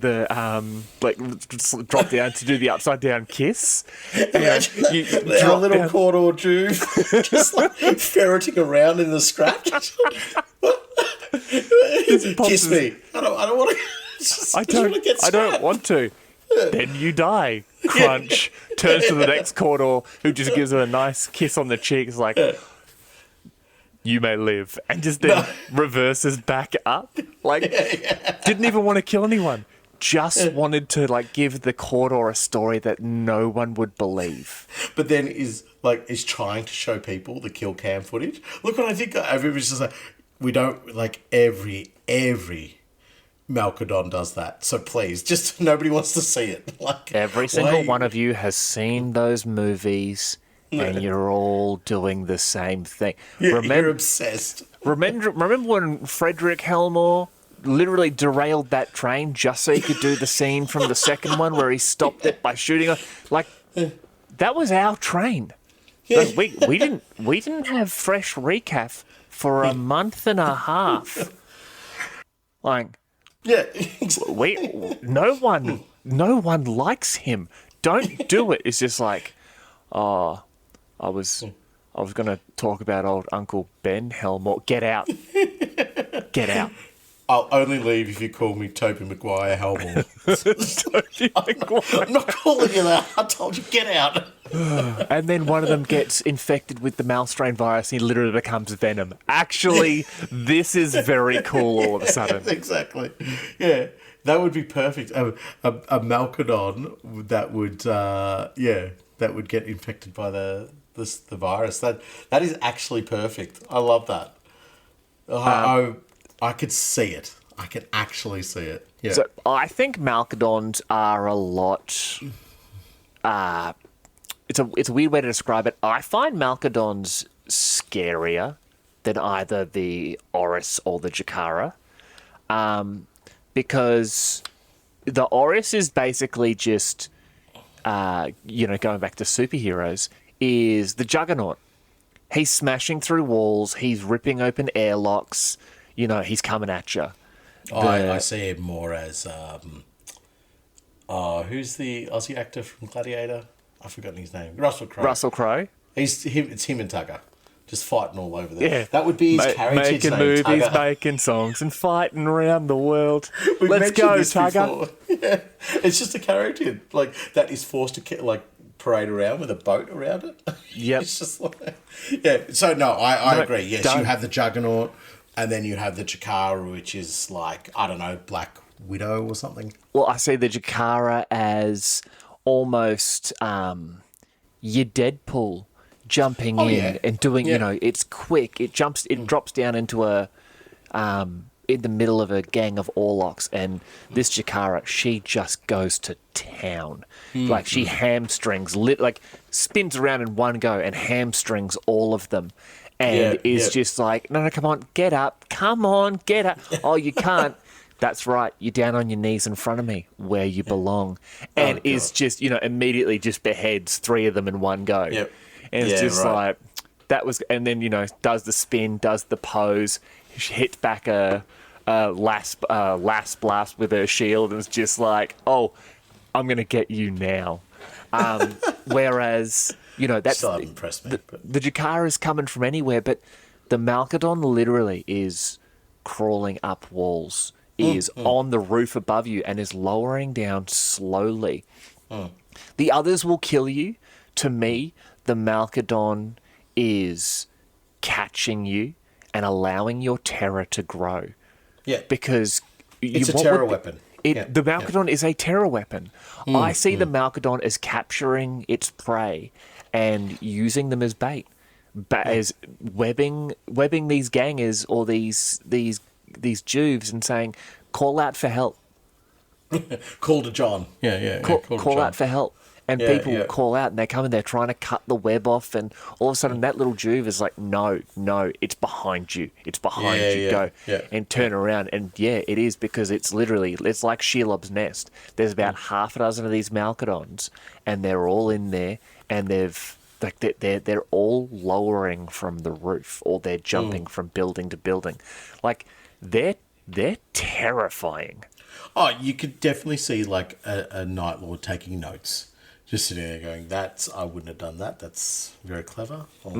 I'll take you up on that one. But I agree with you that they are terrifying. And that's why I was saying I can understand this fighting within the Underhive a lot better. This is using the dark and receded places of the Underhive as your weapon. This is fighting the enemy in that internal terror that they have of being within the Underhive. At any point, a shadow could light up, and that's it. That's the end of your run, and you are going off to the corpse starch factory. And the Malcadon takes that on. It embraces that and makes the fear of the Underhive become tenfold. They don't. Nobody wants to have the fear of a Malgadon coming after them. Like the Chikara is just pure whirling death, and maybe you can run from them. Maybe the Orrus is, yes, you can definitely run from them, but if they corner you, you're absolutely stuffed. Whereas I think the Malgadon, even if you run from it, mate, it's going to get you eventually. It's faster than you. It's not even about it being fast. It will stalk you. It will find you again. And there'll be that moment where you walk into something that you get stuck on and you're like, oh, well, I'll just shake that off. And you're like, oh, the more I shake, the more stuck I become. And then that's it. It's Spider-Man Kiss time. You're done. He's going to chop, chop. You're done. Your Tobies have been McGuired. Exactly. Again, trying to show the kill cam, it was just like, you got to change the catchphrase, bro. Just nobody wanted to say it to you, but it's not good. Comes back the next week. Your Andrews have been Garfield. Yeah, guys. Yep. We get. If you come back and say your Toms have been Hollanded, get out. Get out. We don't want you. Yeah. We don't want you here. So look, I mean, it's what a member of House Delark would be wanting to make if they were making a Spire suit. Yeah, sneaky. I really like that. Yeah, no, that's good. Well done. Well done, Spider-Man. Yeah, it is. It's basically webs and fear and just the number of puns about arachnids. Am I giving you the arachnophobia? It sounds like you're talking about my least favourite PE class, but anyway. Well, the last of the big four we have here is the Yeld. Now, the Yeld is the most bizarre of the Spire Hunters. A winged fiend with pinions of chameleonic metal and claws of laser energy. When not in use, the Yeld's wings sweep back to form a pinioned cloak of steel and reveal the heavy forearm units bearing laser tubes that are its primary weapons. Its wings are jagged with edges sharp as razors, so it can slice its victims as it swoops overhead. When stealth is needed, the Yeld's wings curl around to mimic the hues surrounding its body, concealing the Spyrer until it takes flight again. The Yeld scout suit incorporates sophisticated mechanical wings, allowing its wearer to glide and swoop across the battlefield. One of the few Spire types that are adept at ranged combat, the Yeld can use its laser gauntlets to snipe enemies from unassailable perches or even take them out on the wing as it moves overhead in a blur of glimmering armour. Despite these skills and being the most mobile of Spyre types, most Yelds like to get up close to their prey where they can tear them apart with the razored edge of their wings before once more taking to the air in search of fresh kills. Again, this particular fighting style makes more sense. Stop. It's a swooping hawk on Friendzone. You've ruined Spyrers for me. I'm now picturing them as just Eldar cosplaying as Helmors. Pretending to be Helmor. Helmdars. No. Haldari. Heldari. Oh my god. Sorry, continue your thought. No, you've thrown me now. I want to talk about the Haldari. Heldari. And Geronti is just like, why are they all hiding their ears? Why are earmuffs the most prominent thing in our family now? And his majordomo walks in as just like, I told you were spending too much time in that stranger's spire. Yeah. You've dabbled when you should have dibbled. You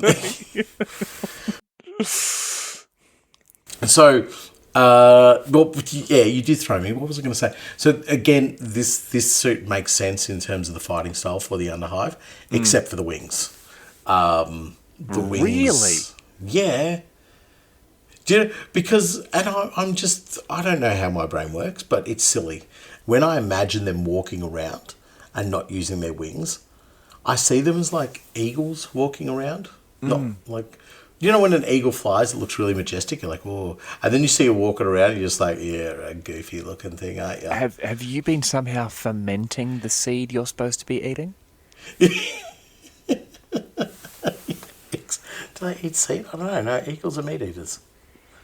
Have you been fermenting that herring before you eat it? Yeah, there we go. So I just imagine the Yeld being quite awkward and a bit sort of ungainly when they're walking around, just because their wings are constantly catching on things and bumping into things, and just making it difficult. So I've destroyed the imagery of them for myself. In saying that, they are my favourite of the modern iterations of the Spyre suit. I think that particular miniature is just... Oh, as in the miniatures? Yep. Yeah, that out of the four, it is my favourite designed and favourite looking one. But I just see them as a little bit like awkward in their movement, but the way they fight makes a great deal of sense to me. And when I'm talking about the fighting, I'm not talking about the razor wings method of fighting. I'm talking about the laser gauntlets, moving from perch to perch, just firing off shots and swooping in low and blasting and so forth. That all there is in my opinion, a very, very good way of fighting in Necromunda. Finding a high point, shooting what you can, relocating, shooting what you can, relocating, shooting what you can. Rinse and repeat indefinitely. The only thing I'm not totally convinced on is the slashing with the razor wings at point blank range. I think the imagery is cool of like it flicking around and stabbing things with its blade. But when I think of a corpse grinder cult leader, this maniacal bonkers thing, just probably souped up to the nines, massive build on him.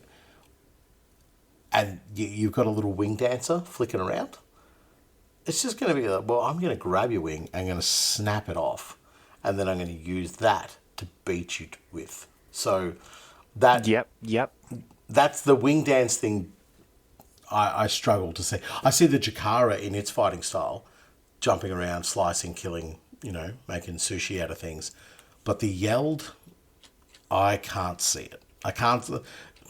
No, It doesn't appeal to me as much as I can see it, but it doesn't appeal to me as much in terms of their close combat capacity. But the shooty laser gauntlets, mate, sign me up. I'm all for them. Well, one thing I really like about the Yeld, obviously, is the wings, but I think I like them for the reasons you don't like them. I like them because they are both a weapon and a defensive piece of equipment as well. And we're going to touch on some of the equipment and weapons and that the Spyrers have towards the end of the episode. But I'm going to touch on the Yeld wings just here, just because of what you've said.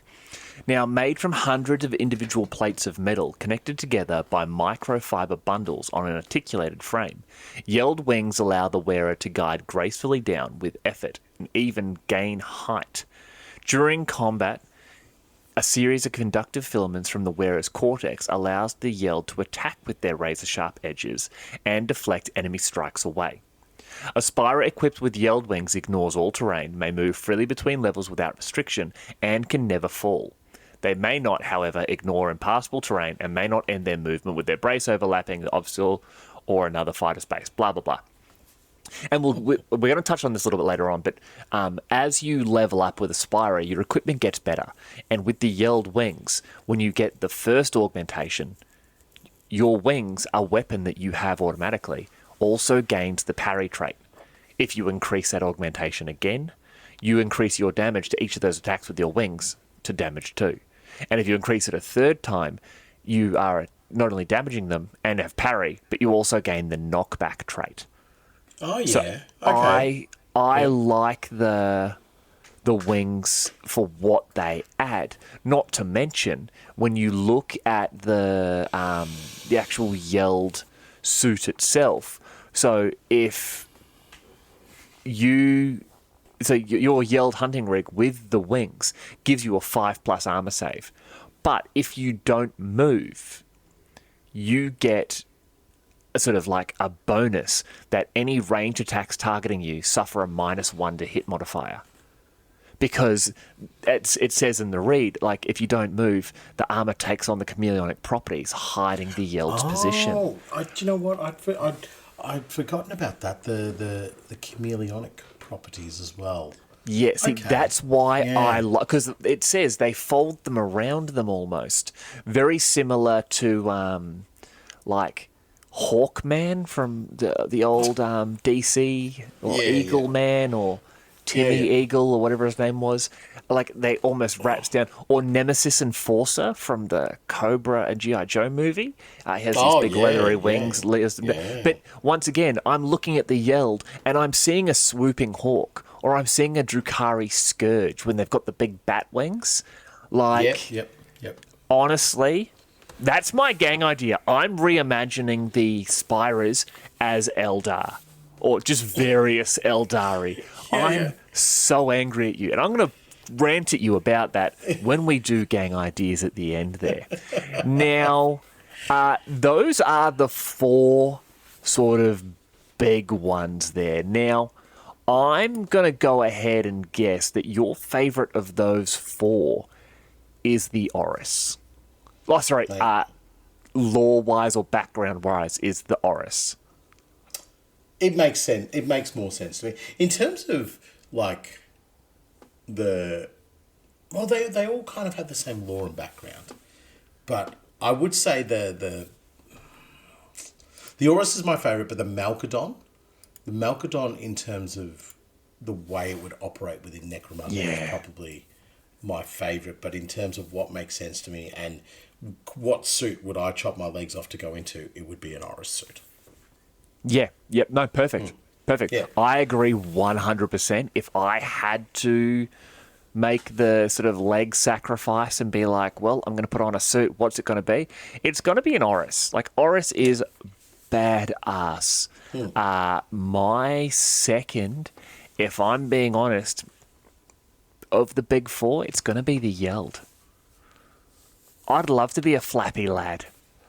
Like, just... like... I'd do it. It's just like my regular. Can you imagine just heading out, like, your wife says to you, "Oh, we really need some milk for the morning. I'll go get some. Don't you worry about it." Flap, flap, flap, flap, flap, flap, flap, flap. You just land on top of Coles or Woolies. Smash your way through the roof and just take your milk. Who's going to stop you? You're a flappy lad. Yeah, but they would get so used to it, just be like, please, flappy lad. And yes, we will continue calling you that as per your request. Yep. Can you just use the front door? No. Flappy lad makes no allowances. Flap, flap, flap, flap, flap. And now I'm going to slash you with my razor sharp wings, and I'm going to stop moving so you can't see me. We can see you. You're on the roof again. Get off the roof. You are 6'7", are wearing an enormous robot suit, and you have huge wings. Also, you are covered in custard. You crashed straight into the custard fridge again. Every time you try to get the milk, you just, even when we've moved the custard to the other side of the fridge, aim for it. You aim for it. You hit the custard, go get your milk and leave. It's like, we'll deliver the milk to you from now on. Flappy lad says no. We hate you, Flappy lad. No one hates Flappy lad. Yeah. Anyway, yeah, I understand. I don't agree. Yeah, no, that's the best great thing about opinions. Everyone has one, especially here at Underhive Lorekeepers. We all have opinions. It's just a shame that only mine is correct.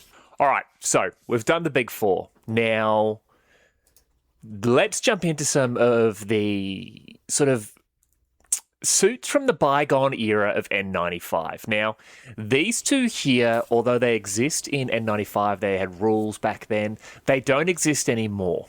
They are the Spire Matriarch and the Spire Patriarch. So, Nathan, of these 2 here, I'm going to be a gentleman. Which one do you want to read? Well, if we're going to mention the big 4, we're going to read about the Beatles suits the Ringo suit, the McCartney suit, the Lennon suit. Spyre matriarchs are feared throughout the Underhive as grim-faced reapers that slay from the shadows. The matriarch wears a special chameleon cloak that allows her to blend in with her surroundings. She will stalk her prey and then suddenly appear, her chain scythe in one hand, a deadly sharp monomolecular sword in the other. Matriarchs are hugely experienced fighters and are able to wield both weapons with deadly efficiency.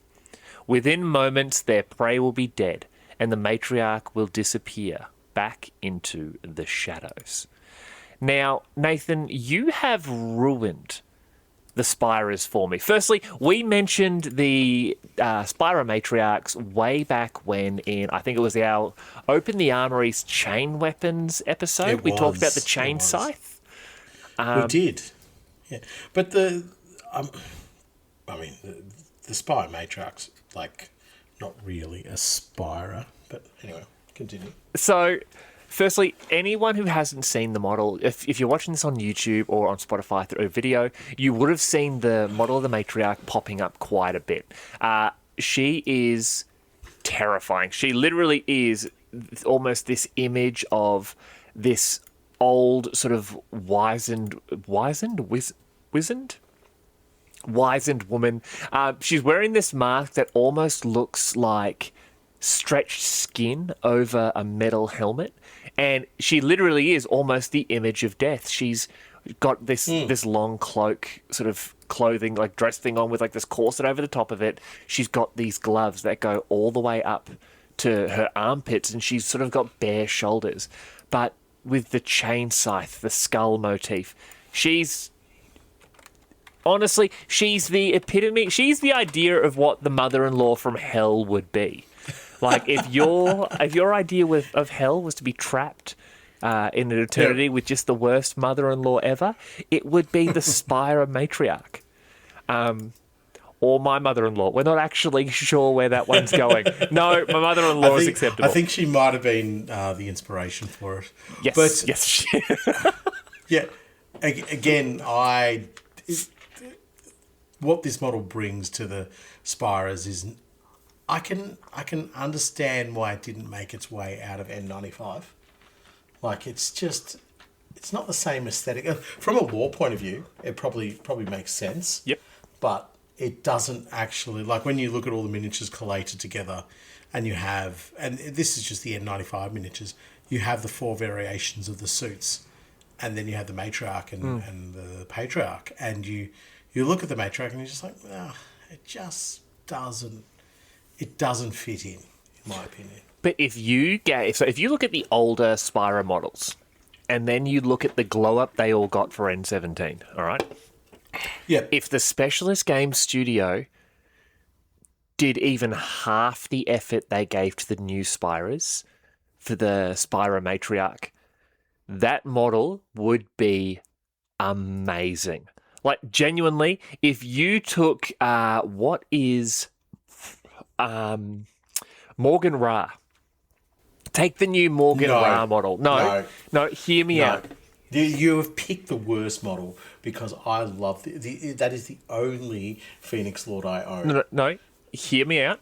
Yep. You take Morgan Ra with the death motif, the skull mask, that beautiful big backpack with the skull and that sort of thing. You effectively sort of combine that with the idea, with the aesthetic of the modern Spyre outfit, and give the long chain scythe. Like, I don't think Morgan Ra would make a good Spyre, not at all. But if you took that aesthetic. I thought you were going to say the newer miniature is like, if you take it to that level of glow up or that type of. Oh no! I get where you're coming from here. Yeah. Sorry, I jumped in. Jumped in way too early. If you took just a little bit of that, like, what's it called? That kit, like that Riz. That Riz that Morgan Ra's got with the new model. You've been hanging out with way too many of your young apprentices. Honestly, like, guys, kids, can I get a word that, like, will make me really cool? Oh yeah, Sammy, use Riz. Oh, thanks, guys. Yeah, a little bit of a bingo bango, eh, Sammy? Get under the house. Get under the house. I'm dumb. I ain't stupid. But if you took that Morgan Ra sort of like swagger, I'll use that word instead then, and added it to the modern sort of iteration of Spyrers, you could genuinely create that almost banshee type look in the Spyre matriarch. You could make a woman, she who is death, and really give that the necromunda sort of je ne sais quoi. You know what I mean? The words don't work well for me right now because you're just like, don't you talk about Morgan Ra. You've stumped me there. I'm just having a laugh because you've gone down the path of Eldar with this, and your brain has just gone, no, they're all Eldar. They're all Eldar. Like we cannot shift them away from that. But yeah, I think I understand where you're coming from. No, I do. I think I do understand where you're coming from, and I think I understand that aesthetic you're talking about. This ridiculous sort of like Death Maiden-esque. You know what? Take Morgan Ra, a Death Maiden, and one of the modern Spyrers, put him in a room, like shake him out, and the baby that comes out is going to be the modern Spire matriarch. Yeah. I think as you're saying, the large skull, and I think that the bladed, the scythe type of weapon that that Morgan Ra has is exactly the way and I think it would work better like that. That chainsword scythe thing would work better with a gun actually attached to it. No, I wouldn't go a gun. You wouldn't? No, I just want her to be more dynamic. Like she's standing there almost like this spectre of death. I would want her to be more active, much like Morgan Ra, where he's now swinging that. What's his gun called? Like the Malguin? The Margarita. Margarita. It's a drink you can usually buy. Yeah. Oh. The Margarita. Some people call it a margarita, but it's actually pronounced margarita. Yeah, well, you know, he's now swinging down with the margarita, and I would want to see her more like that, not standing there just sort of staring ominously, but swinging that scythe down, the sword on the hip, but really throw in more of that, biomechanical look that the modern Spyrers have. Well, and I think that's what I was hinting to earlier, where the model doesn't look like it fits. The matriarch itself, from a lore perspective, it does fit the concept of what the Spires are about, but the execution of the miniature doesn't. If you were going to fit it into N17, it would have to match the technologically advanced nature of the suits. Yes. Whilst also keeping that sense of gravitas away from like the main suits, because the matriarch is like almost a higher level. Absolutely, yes. Of the Spire suit. So you'd have to be able to get that across. And from a lore point of view, I think that's where the lines are a bit blurry there, because the suits themselves, they are I say foot soldiers, and I don't mean it in like just, grunts, because each one is individually special and capable of untold murder, but they are the foot soldiers of House Helmore. Yes. And yes. You kind of get a little bit of grey area by putting in a few levels of hierarchy in between. And I know, we'll talk about it later, the Spire Huntmaster, but that's almost like a autarch. Almost like, pardon? It's almost like an autarch. An autarch. Yes. Sorry, continue. Yeah, but it that's something that I feel like House Helmore has greenlit in a way, saying, yes, we need a Huntmaster, but we don't want X amount of certain people going off and becoming matriarchs and patriarchs and all the rest of it, because the line still needs to be very linear of, you are the scions of Helmore. Yes. And yes. you work for us, you do what we say.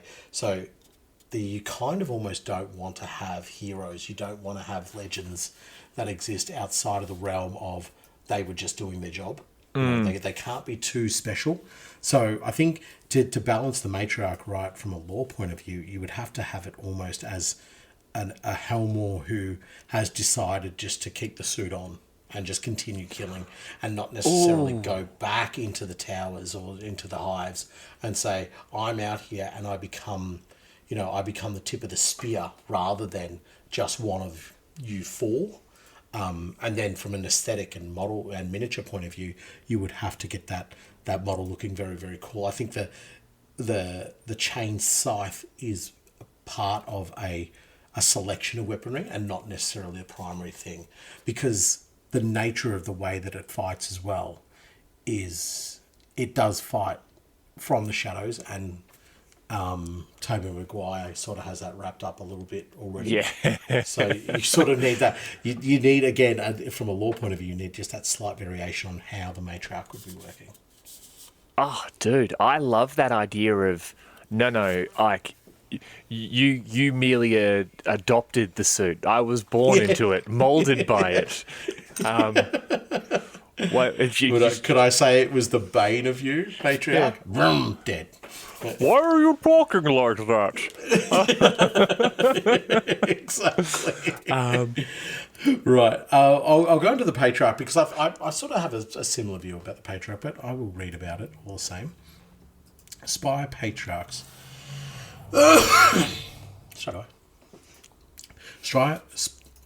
Spire patriarchs are equipped with the finest combat armor that credits can buy. The suit's heavily reinforced armor is capable of shrugging off all but the most powerful attacks, while its powerful servo motors allow the wearer to move and fight without hindrance. The suit has highly sophisticated inbuilt targeting systems that allow the wearer to detect and attack multiple targets simultaneously. However, most deadly of all are the cybernetically controlled combat arms fixed to the suit's back that can lash out to attack any opponent that is nearby. So I'm going to let you do the bit that I know you want to do, right? But they're basically describing a space marine with a servo harness, I think it was, not just the servo arm. So that's why I can see the patriarch being like pushed to the side a little bit and just like, let's not wander down this path too far, because we have already, we've already got space marines. We've already got tech marines. Now, the bit that you're going to say about...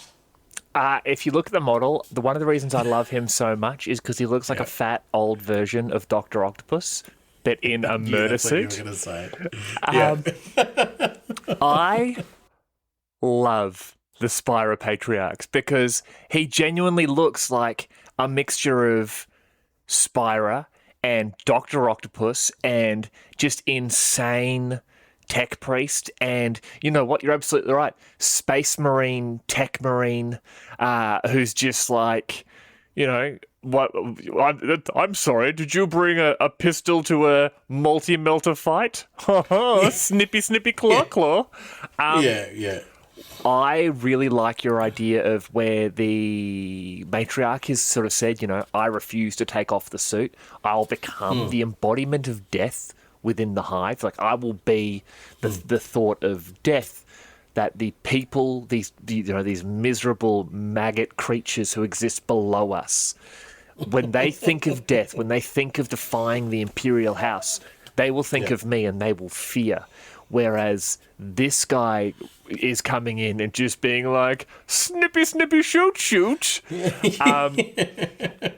That's actually the canonized battle call of the patriarch. It's snippy, shoot. But I think of the patriarchs looking at their armor is heavily reinforced, etc., and the powerful servo motors allow the wearer to move and fight without hindrance. To me, the patriarch is someone who has been at it so long that his body physically cannot handle it anymore. The suit is built around him, and the reason it's all being added on, he's got the targeting systems, he's got let's be honest, they're mechadendrites. He has mechadendrites built into him 100%. With additional weapons, because if he doesn't have them, what can he do? Like, he's just an old man. They're two bolstered pulse lasers, sorry, and two power claws. And the entire suit is there. He's slow. He's only movement 4 back then. The matriarch was movement 6.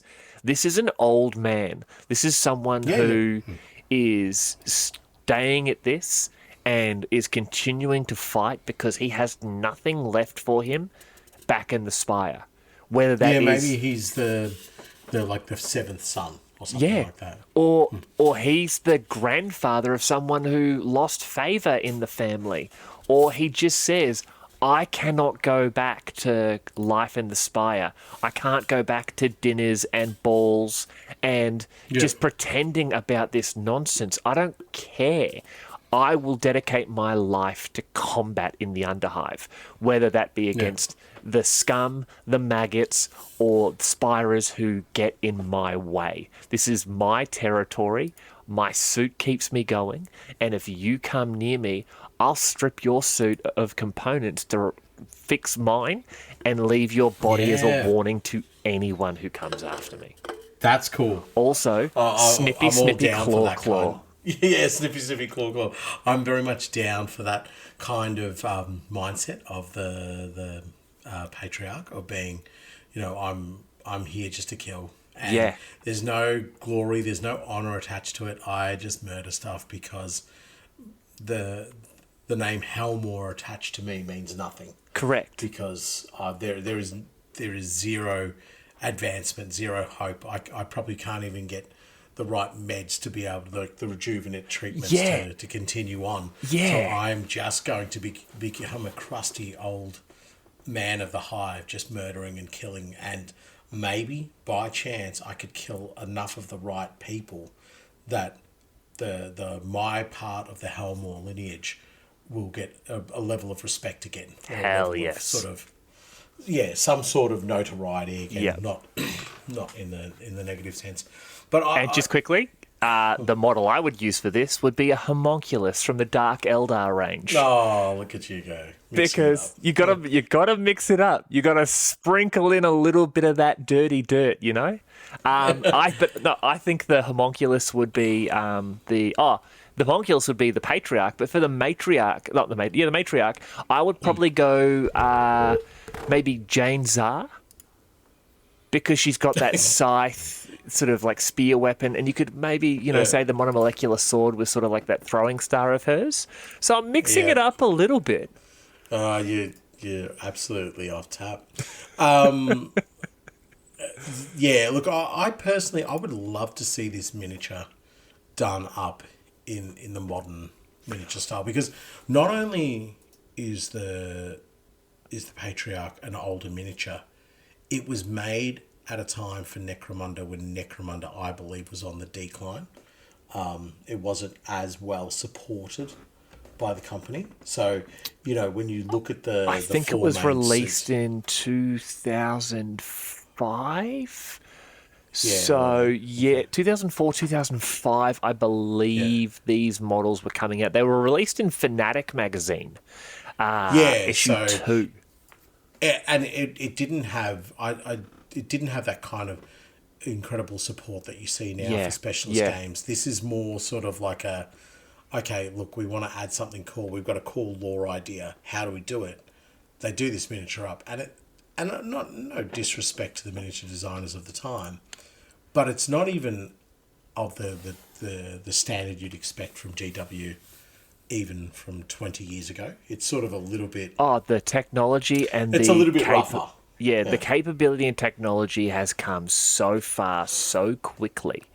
Yeah, but no, what I'm saying is even of that time, I think this miniature wasn't that great. Yeah. Do you know what I mean? It's a little bit rough, and there's something I always reference, which is the I think it was the Chaos Chosen from it was probably around the mid 2000s, early 2000s. So whenever I think of a miniature that wasn't great, I think of that, and that this sort of falls into that category a little bit. So I think I'd love to see this miniature done up in the modern light of what we see, and I think it could just be done so really well. I also see it fitting better into the modern story and the modern lore Oh, dude. of the Spyrers, Yes. just because of what we were just saying about how it's part of the Helmore lineage where they're just like, yeah, there's no chance for you here, mate. Like, scarper off into the Underhive and kill stuff, and Yep. until you can hit that, until you can find your diamond or your needle in a haystack sort of thing that reestablishes your branch of the family name. There's just no hope for you. So Give it 10 or 15 years, and Tamino Helmore is going to be a patriarch. He's There you just go. he's hanging out in Secundus. He's doing his things, hawk to us like a crane on that thing. He's doing that, and he's eventually there long enough that he becomes the patriarch of that camp of his. And it's just sort of like, well, old man Tamino's gone hunting again. How's it been? How long has it been gone this time? 4 weeks. Yeah, he'll either come back or he won't. Like, it is what it is with him. Yeah, and I think you bang on the money there. There is the role there for the patriarch to be that old crusty camp member who's just maybe it's not even about trying to re-establish honor to their name. Maybe it's just about, you know what, I'm just going to stay here because I don't understand what it is to go back to that. Or maybe I've gone back and I just don't like that life. Yeah. And I'm Yeah. going to stay here because the camp life makes more sense to me. So, and I think if we were to see something come along, you'd look at like almost like the Lady Hera model, but more like an Orrus. So Yes. bigger, chunkier. Oh, yeah. Bit rougher. Yeah. So I feel like there's a home there for the patriarch. Absolutely. Now, interestingly enough, neither the matriarch or the patriarch could actually be part of your gang in N95. You actually had to petition them, much like house agents. And so if you had a higher rating than your opponent, they wouldn't come. At a rating up to 1,000 points higher, they would come. You could get the matriarch or the patriarch, but you'd have to roll a 4+ on a d6. And if they were 1,000 points higher than yours, either the matriarch or the patriarch would join you for free. Now, Oh, wow. yeah, like honestly, it's kind of like showing up to a fight and taking your mum or dad. My dad would go to a fight for me. I think he would. He'd rock up with his snippy, shoot suit. Snippy, shoot suit. Damn it, that's amazing. So why don't we jump into some modern additions to the Spire Hunting Party list, where we have 2. And I'm taking the first one because it's going to let me talk a lot about Eldar, which doesn't make me happy, but it makes you unhappy. And it is the Spire Huntmaster. If a Spire Hunter not only survives their trip into Hive Secundus, but also earns a sufficiently high kill count, they may be considered worthy of leading their own hunting party into the Underhells. This great honour is rarely bestowed, and the highest ranks in House Helmore may, by tradition, only be filled by nobles who have led a hunting party. Wearing the rare Sovereign hunting rig, Huntmasters are able to adapt their loadouts to take weapons that can usually only be fitted to their parent hunting rig, allowing them much greater tactical flexibility. Nathan, Yes. do you want to talk about the glory that is the Eldar Autarch? Because we are about to. The comparison is very, very simple. The Spire Huntmaster has a specialist suit that allows them to take any of the following war gear options. The Malkadon Slashing Claw with web incisors, grapnel launcher, and drop rig. The Malkadon Toxin Whip with web incisors, grapnel launcher, and drop rig. A mirror shield, a monomolecular sword, a Naga blade, a Yeld laser gauntlet, Yeld missile gauntlets. Like, you could then just have a whole mess of equipment. Like, can you imagine just being so good at killing innocent and defenseless people that you can just walk into this giant armory and be like, Did you ever watch the old TV show The Centurions? No. This is going back. Oh, mate, it must be 30, 25 to 30 years. It was on Centurions. Cartoon Network, and it was this show where basically there were these three dudes who could effectively take. What's the word I'm looking for? They could take these almost like robot attachments to them. Like there was the flying guy, he had a jetpack, or he could basically become like a small space shuttle. Then there was like the guy who was like a tank, or he could be like a bulldozer. And then there was an underwater guy. He'd be a submarine, or he'd be a boat. I have seen this. I just had a look at an image of it then. Yes, I remember the Centurions. Yes. Like, I'm picturing, so your Huntmaster is effectively an Eldar autarch who has the ability to go into this armory and just Centurion his way into different equipment. Like, I don't believe... can they get Yeld wings? I don't know. I've never really even looked at them. And I think one of the main reasons that I haven't looked at them is they just don't have miniatures for them. Yeah.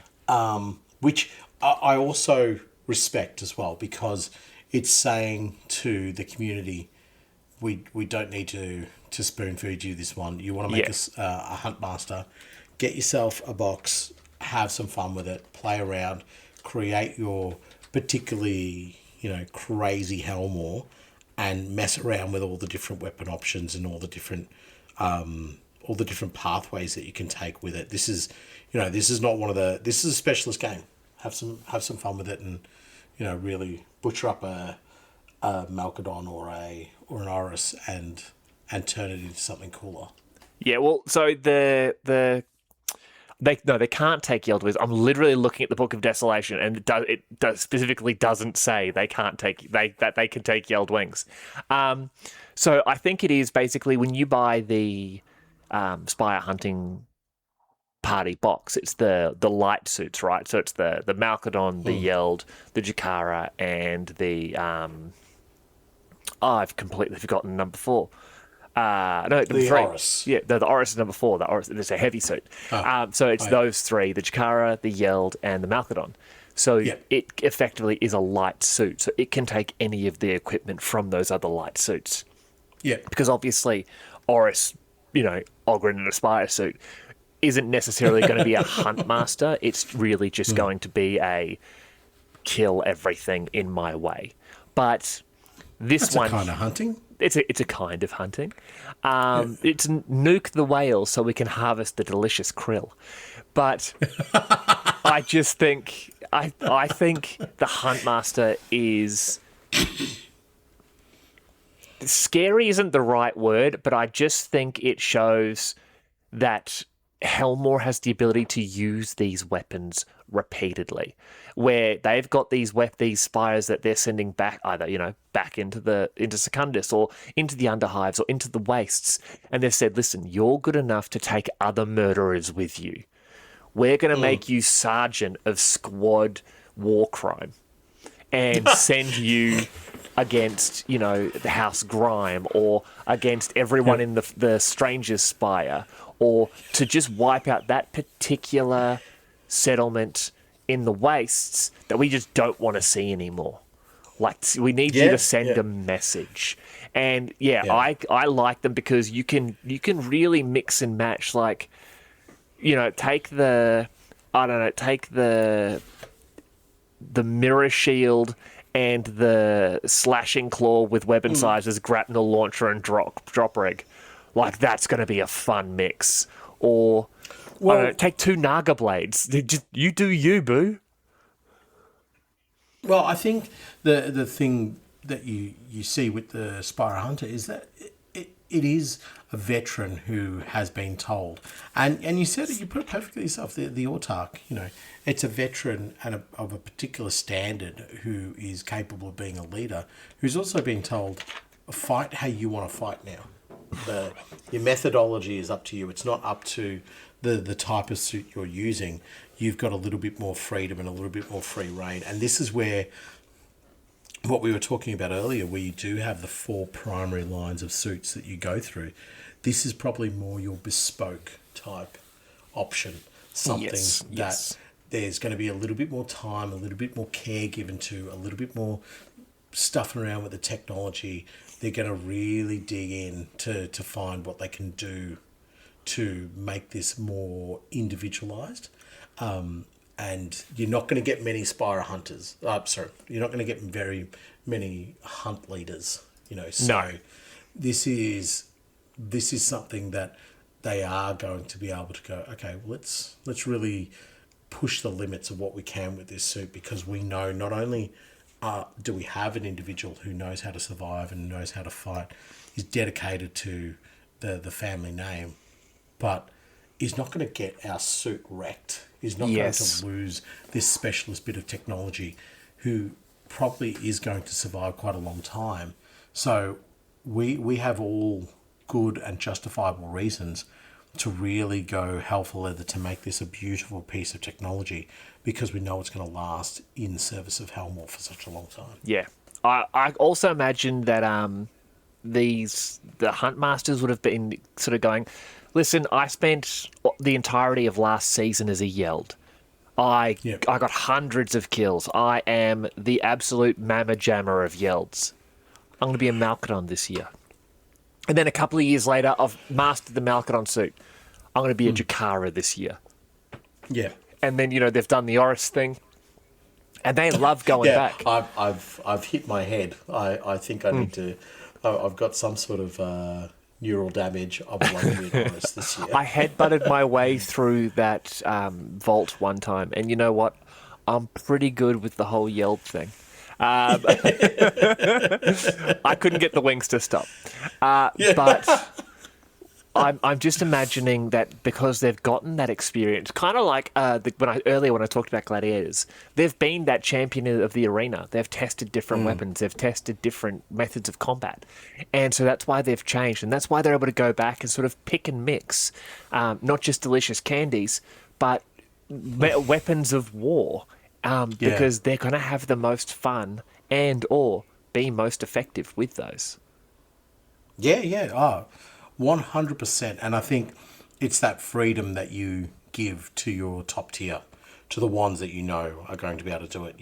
They don't have to follow a certain line. They don't have to fit the status quo. Yep. Not that status quo is a very aligned term in the Spire world. But they are the elite of the elite. Correct. Yes.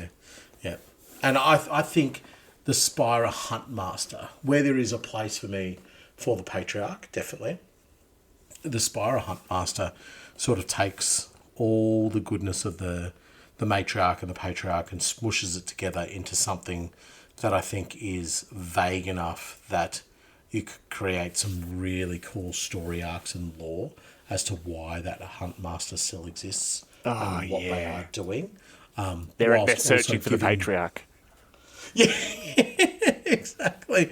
We're talking about gene stealers. We're talking about Granddad. Granddad, it's fine. They're not angry at us. Oh, piss off. I know what I'm doing. Snippy, snippy, shoot, shoot. Snippy, snippy, shoot, shoot. Well, you're not the Patriarch I'm looking for. And there's just the fat gene stealer sitting on his throne being like, sure I am. Come give Granddad a kiss. No. No. You don't want to be giving no Patriarch a kiss. Yep, that's how we wound up with Secundus in the first place. Yeah, exactly. So, the next suit we have is, well, it's not only a suit, so like special character, named character, really. It's something a little bit different, a little bit special. Even beyond the realms of like the Hunt Master, Patriarch and Matriarch, and I think it was sort of, I know it was brought about because of the Aranthian succession, and it's a Lady Hera in the Stethian pattern hunting rig. Yeah, buddy. Now, we have discussed Lady Hera in previous episodes, so although we're going to be reading about her here, we're not really going to be discussing her.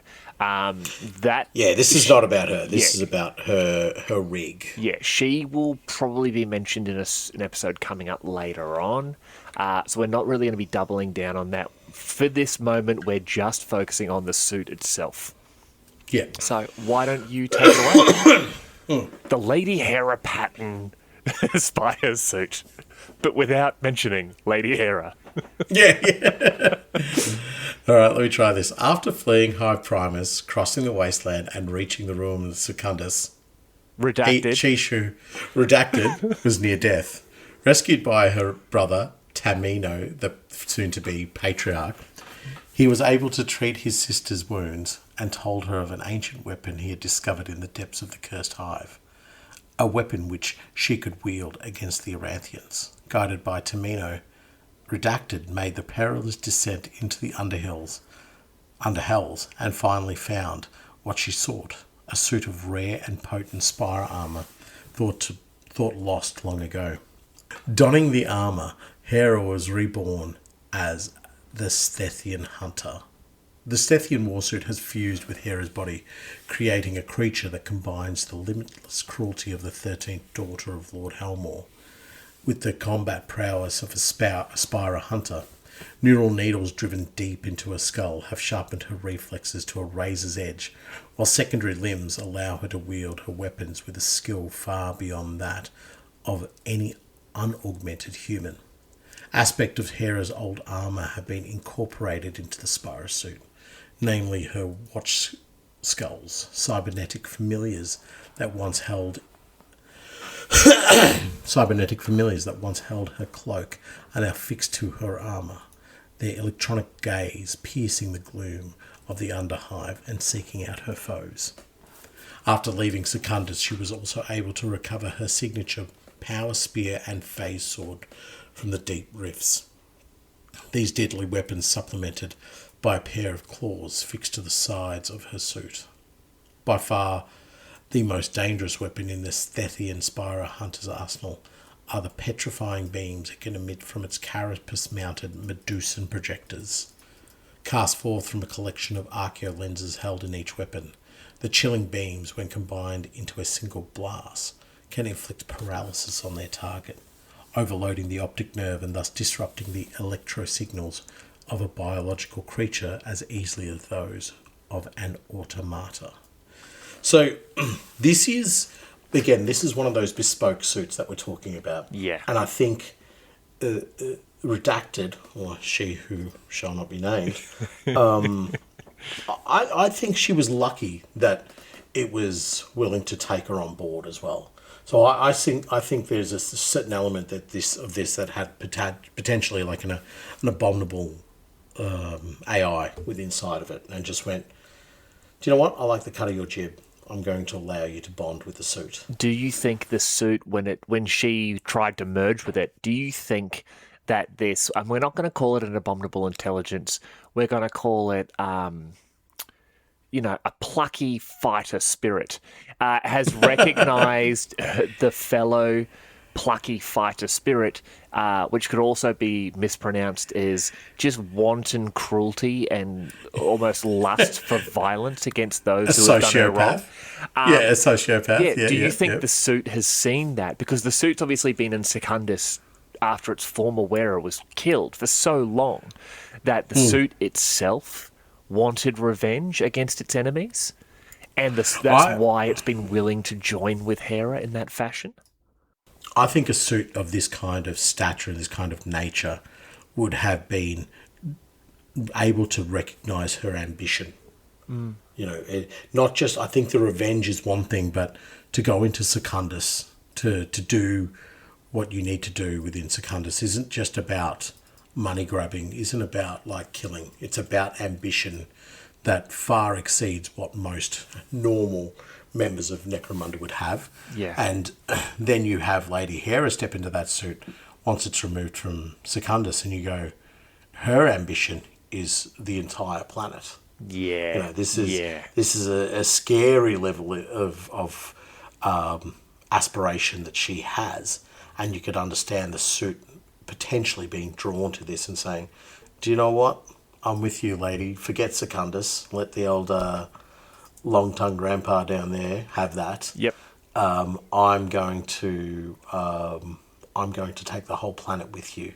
Yeah. And so, I firmly believe that the AI would have. It's like a machine spirit. You know, it's such an integral part of the 40k lore of the machine spirits, and I don't think these suits would function without machine spirits or AI. That AI would have seen the opportunity to go beyond. It's almost kind of the AI for me. I sort of correlate with like the caryatid in a way. Yeah. And then the caryatid sees the pathway and the hope and the future for that particular individual and goes, I'm gonna fit myself to you. This is gonna work out very nicely. So then you have the suit doing the same thing as well, saying you're the well that you're tapping into to motivate and drive yourself is very deep, and henceforth I'm going to allow you to be part of my suit. But it is interesting. I don't know. I think she did, but I think she might have had to have her legs removed. Oh, I know it removed her that legs. suit. Yeah, it did. Yeah. I think it basically ground them off, kind of like they do to the Skitari. But also, can you do me a favor? You're currently looking at the image, I believe. I am. Yeah. Can you just do me a favor and just get a new tab up there and just Google something for me? This is terrifying, but yes, I can. Blackstone Fortress spindle drones. Oh, yeah, I know exactly what those are. Yep.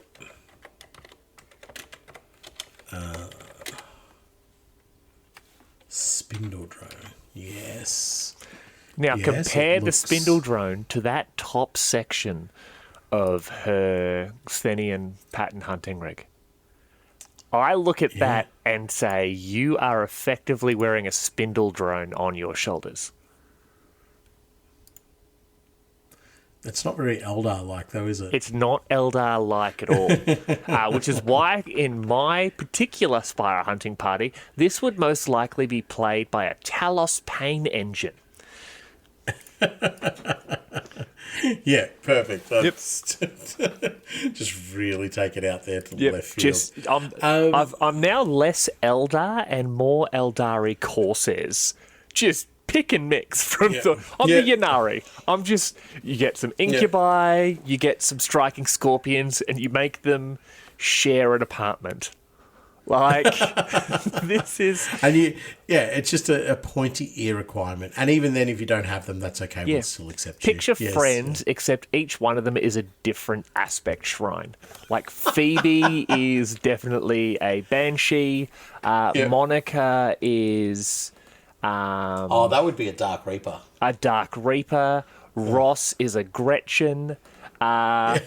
You know what? Rachel, for some reason, a Kroot. I don't know why. Sorry, I've mentioned far too many Xenos for you. I love the Sthenian hunting rig. I think Lady Hera, her cruelty hath no bounds when we put her in that. And I love it. I think it personifies that just genuine aggression and ruthless ability to take what she wants. And I think it's nothing but to benefit. And when I finally read the Spires of Primus book, I know I've read some of the rules. I haven't actually read the lore to it yet. I'm really looking forward to finding out what she does in that suit. Yeah, I have read it, and I'm not going to spoil it for you. Excellent. But it's she does what she needs to do. She does what she needs to do. Yeah, but Now, I also think that specialist games probably need to. I would love to see them explore the Spyre suits just that little bit more. I think they just need like 10 to 15% more just in them. Something maybe a little bit more affixing to the noble house or the imperial house would be a little bit more fun. And then I think that could help expand Hera's story, but maybe old Tamino's as well. So, 100%. Yeah, and just really a bit more teeth into some colours. But yes, anyway. Usually at the end of the Gangs of Yesteryear episodes, we go through some of the equipment and that sort of thing there. We're probably not going to do that this episode because I want to go into some other stuff after our gang ideas. So, okay. Nathan, I want to hear your gang idea for the Spire Hunters. Well, I think I would probably have a gang that, not necessarily Helmors, but maybe off-world, like they originate within the Stranger Spire, and it would Don't you do could it. take. Don't do it. What's the matter? Don't do I'm just it. saying. I suddenly understand how Power Hungry Monkey feels because it turns out I stole that Urgle Corpse Grinder cult idea from him again. Oh, okay. Didn't realize Yeah, he messaged me and he's just like, "You're kidding me." Like what? He literally sent me pictures of the miniatures where he'd made an Urgle Corpse Grinder gang. I was so angry. I'm like, I finally had this great original idea. But if you steal my Eldar Hunter party, you and I are going to tussle. Okay. Well. Okay. They're all squats then. And you have, I don't know, the squat automated things, each one of those. Ironkin. No. Yeah, they're all Ironkin. Yep. But they're all Orrus as well, so... Love it. Love it. No. The one idea that I am fixated on is, like, the nobles using more of the resources around them as support elements to the Spire. And I mentioned it earlier about having like a Palanite team that is there to recover, but I see it more like Venators now, where it is specifically hired, and they're there to do the donkey work for the Spyrers. So it's about laying down suppressive fire, so that the enemy doesn't get a chance to react to the Spire team or anything like that. But at the same time, I would try to, and I'd pick Venators, not because Venators are the only thing worth taking when you're trying to create some random gang idea, but mainly because of the access to weaponry. So I would try to create, like, have the troops equipped with weaponry that is similar to what the Orrus suit might have, or similar to what the Yelds suit might have. Maybe not the mirror shield or anything like that, but the actual weaponry being used. So these guys, they're sort of like the junior burger version of Spyrers. So maybe up in carapace armor with 2 las pistols, or some particularly brutal las weaponry to represent themselves as a Yeld. And then in the Orrus suits, maybe a power fist and a squat bolter, if you can get it. The rapid fire. Yeah, cool. Bolter. So this you is... did them as Venators. You could take the squat origin, so you would literally you'd abhuman squats, and then you could literally give them squat gear. Yeah, and that would be perfect. You could imagine House Helmor hiring them and saying, okay, well, we need support for our teams, and the gang never actually gets any credits, or like it. When I say credits, not money, but it does get money, but it doesn't actually. They don't get the credit for it. Yeah. Yeah, they don't have the credit for it. They don't get any accolades or anything that goes on.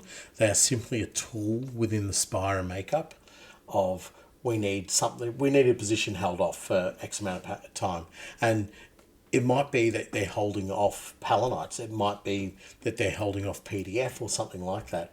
But they need to lock down a part of a hive or a roadway or something along those lines to give the Spire teams enough time to do the hunting, to do their mission that they've been set out to do.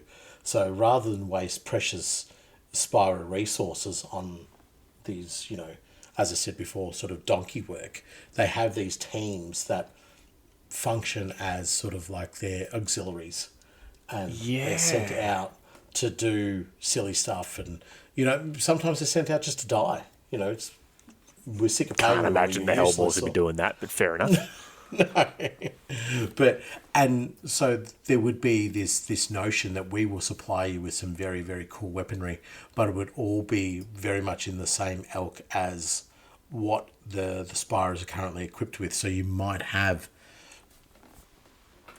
somebody with a drop rig and other functionalities of a Yelds suit, but not quite the same. It's not even 50%. We're talking like maybe 10% sort of affiliation with what the Yeld can do, but to the uneducated in the terms of the Yeld, they would look at them and go, well, that's a Yeld. I've heard what a Yeld's described as before, and that's close enough. It has, these silly little wing things, and it could be like the jump pack, jet pack type thing that the wreckers use. Yep. So this, and maybe it's just got some wings adorned on it, like the Blood Angels, like the fake in 40k, where they're like, yes, I fly with wings. No, you don't. It's a jetpack. It's a jetpack. Or a jump pack. No. Yeah. No, it's the wings that are doing it, not the jump pack.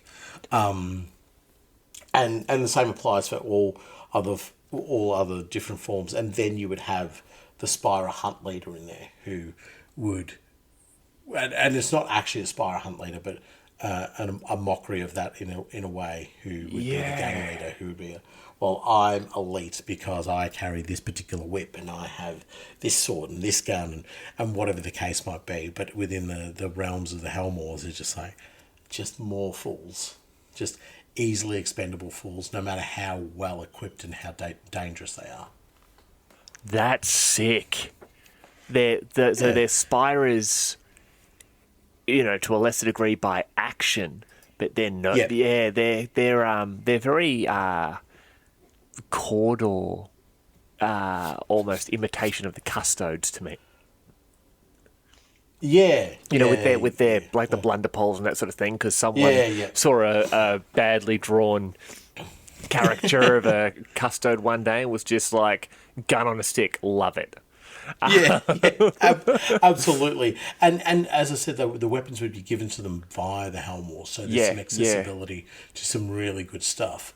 But they only give them those weapons because they know we need you to do a job. If we want those weapons back, we're just going to send 2 Orrus after your game. Yeah, we'll send actual Spyrers and get them. But for the moment, you're a useful distraction for my great-grandnephews.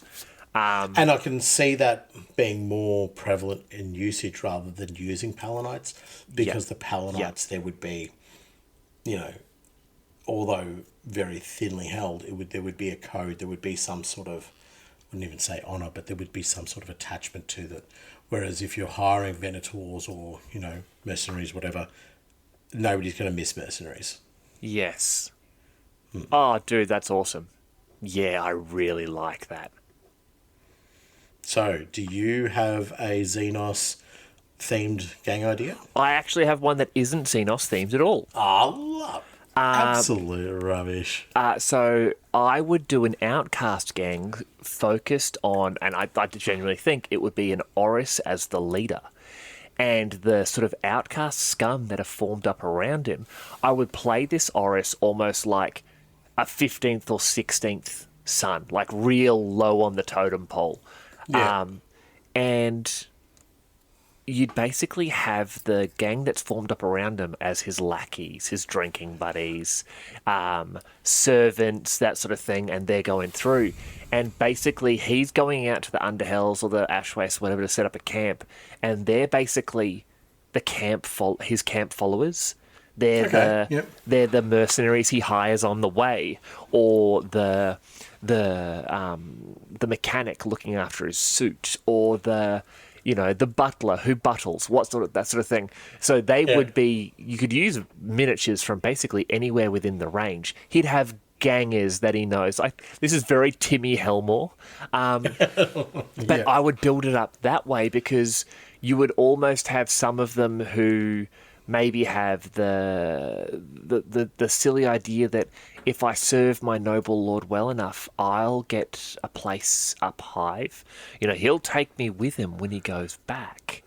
It's like, in reality, no, he's going to leave you to die. But you don't need to know that. I would do it that way. I'd do some of them as proper, like, you'd have the right hand would be a proper Imperial House enforcer. Like it is Yeah, someone who is genuinely up there. But then the rest of them are really just going to be like, for lack of a better term, scum. But then if I was going to have a second gang idea, I would literally use entirely Eldar, and hear me out. So for my Yeld ganger, I would use Baharoth, the Swooping Hawks Exarch. Yep. All right? No. Phoenix Lord. Phoenix Lord. Sorry, I sometimes forget the silly nonsense made up words that the Eldar have. But you'd replace the rifle he has with a shield of some description. Then for the Jakara, I would use... Are you sure? No, the Yeld doesn't have a shield. That's right. The Yeld has the wings and the blasters. The wings and the blasters. I would replace the sword and the rifle with small pistols. Yeah. And I'm getting all mixed up. Then the Jakara, I would replace with... that's what I would use most likely. What is the name of the striking scorpion? Oh, the forgotten one. Kahadras. Yeah, but then there's like an actual one. What, the fallen one? Ashara? Yeah, Ara? I thought it was Ara, Ashara. because isn't that... it's now Draza. So Yeah, I would Straza, take Draza because of the almost chameleonic and lizard-like look to the armor. Yeah. You would drop one of the what are they called? The Dark Eldar, the Incubi blades, Demiclades. I'd drop one of the Demiclades and replace that with the shield. Yeah. Okay. Yep. So you're still getting that sort of light, sort of almost nubile, being a bit like athletic attack sort of thing there. For the Malkadon, this is where I'm going to have fun because Games Workshop have just given you the perfect model for this. It's the new Exarch of the... Not Exarch, Phoenix Lord of the... what are they called? The Warp Spiders. It's Lycus. Yeah. Except model it completely upside down, build a terrain piece on the base, and have him Toby Maguiring his way down. And then my number 4 is hard. I would probably go an Autarch and just be like, Huntmaster. And sort of mix and match different things in there. But you could do whatever you want. For the Orrus is a little bit hard, and even I would have a hard chance justifying my what are they called? The Avatar of Cain as an Orrus. But if I put that down and just be like, it's an Orrus, people would sort of look at you and just be like, you're an Orrus. Do you know what you could do? You could use a what are they called? Wraith Guard. The Wraith Guard. That's a good one. They can have close combat weapons, can't? Yeah, they can have axes and stuff. Yep. So you could use a Wraith Guard. They're definitely a lot bigger and bulkier than most Eldar. Done. Wraith Guard. It's mainly that chest piece where they look bigger and chunkier. So yeah. Okay, nice. Yeah. So it's a terrible idea. It's a terrible idea, but you know what?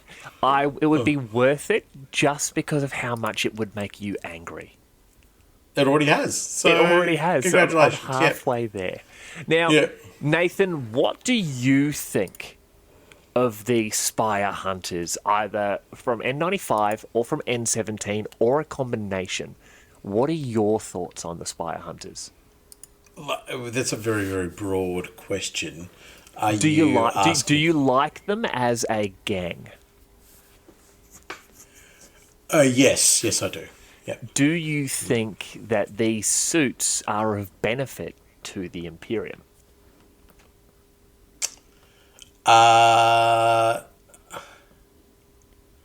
Yes and no. Why yes and no, Nathan? Yes, because they're obviously going to provide you with a little bit of combat superiority. You don't know how exactly. When you're talking about the Imperium, I'm thinking about, a galactic scale here, not Yeah, of just course. fighting in a hive. Yeah. Well, let's talk about it on a planetary scale then. Imperial Yeah, scale okay. is so hard to justify. Yeah. Yeah. So they they would definitely provide you with the capacity to fight better. Yes. Yeah. Okay. But how effective is that fighting within outside of a hive style environment? Who knows? And especially, and then you're talking about fighting against armies and fighting against, when you're fighting against an opposition army, they might be great for killing scouting patrols or striking against elite targets and so forth. Commanders, officers, that sort Commanders, of thing. yeah. Political Yeah, great. leaders.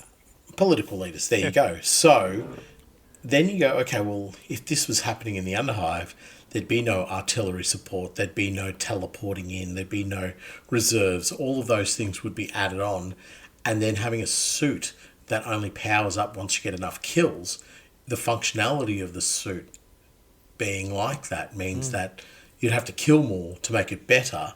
But if you don't get those kills, then you're potentially wasting troops out in the field because they're not good enough. So What if you gave them to the Officio Assassinorum? okay, and they're already powered up to the max. Yeah, buddy. Okay, they're powered up to the max, and so you take them away from the common man is the first and foremost, because you don't want your common soldier to go, hey, that could be me. You don't want to give them that hope. You just want them to grab their lasgun and keep running with Imagine it. You know what I an mean? Eversaw with the ability to fly like a Yeld. Imagine. Disgusting. No. Eversaw is perfect as it is. Okay, instead of an Yeah. Eversaw, what's another one of the assassins? Like the Okay, Vindicare, the Vindicare. sniper one. Yep, with the imagine chameleon the effect. Vindicare with the ability to fly like a Yeld. From spot to spot, never being able to be hit by a counter sniper. Do you think if we introduce this technology to the higher echelons of the Imperium, the Inquisition, the High Lords of Terror, that sort of thing there, that it would be of benefit in some small way to the Imperium as a whole? I say yes with a caveat. What's the caveat? Caveat is the Imperium works pretty damn good as it is. Don't mess with it. But you don't think the Tell that Imperium to Cadia, but continue. Do you know what? You're going to break a few eggs or planets to make an omelette. So It's it's true. okay. Yeah. So, yes, there's obvious benefits there, but if it ain't broke, don't fix it, and it ain't broke. Nathan, do you know what gotcha journalism is? It's what you're trying to do right now. It's what I've successfully done. Nathan, have you? I'm going to quickly take a sip of this drink in victory. Just Yeah. delicious. Do you know by any chance what the Tau word for mirror is? Disgust. Jakara. Oh, okay. Do you know what the Tau word for spider is? Malkadon. It's Malkaor. Do you know what the Tau word for powerful is? They probably don't have one because they don't understand what it means. It's Spamuel. But the second version to that is Orrus. Yeah. Do you know what the word Yelds means in Tau? It means it's actually an air-cased name for a particularly gifted pilot. Its literal translation is winged one. Nathan, I want you to take a long thought back to the 3rd edition Tau Codex. Quite particularly, a little report in there about the evolution of the Tau and their technology. I'm going to read you this little section here. The heresy of these aliens reaches its zenith when one looks at their technology. While, admittedly, its performance can match and occasionally exceed that of Imperial manufacture, it displays none of the proper obeisances to the Holy Spirit of the Machine God. Such effrontery I can scarce believe, and I recommend that all recovered Tau artifacts be destroyed, in accordance with the Adeptus Mechanicus Directive ADMEC 666. It is on the eastern frontier that one finds the most blatant disregard for Imperial doctrine, with many outlying colonies trading with these aliens for their technology in the form of improved construction and agricultural machinery. Where Imperial servants have discovered such illegal artifacts, they have seized them and placed the offending colonists in penal servitude. More difficult to enforce is when technology finds its way into the hands of those in positions of authority or are difficult to trace. One example is the hunting rig of the so-called Spire hunter gangs found in Necromunda hive complexes. Autoxenos file 4353/alien technology.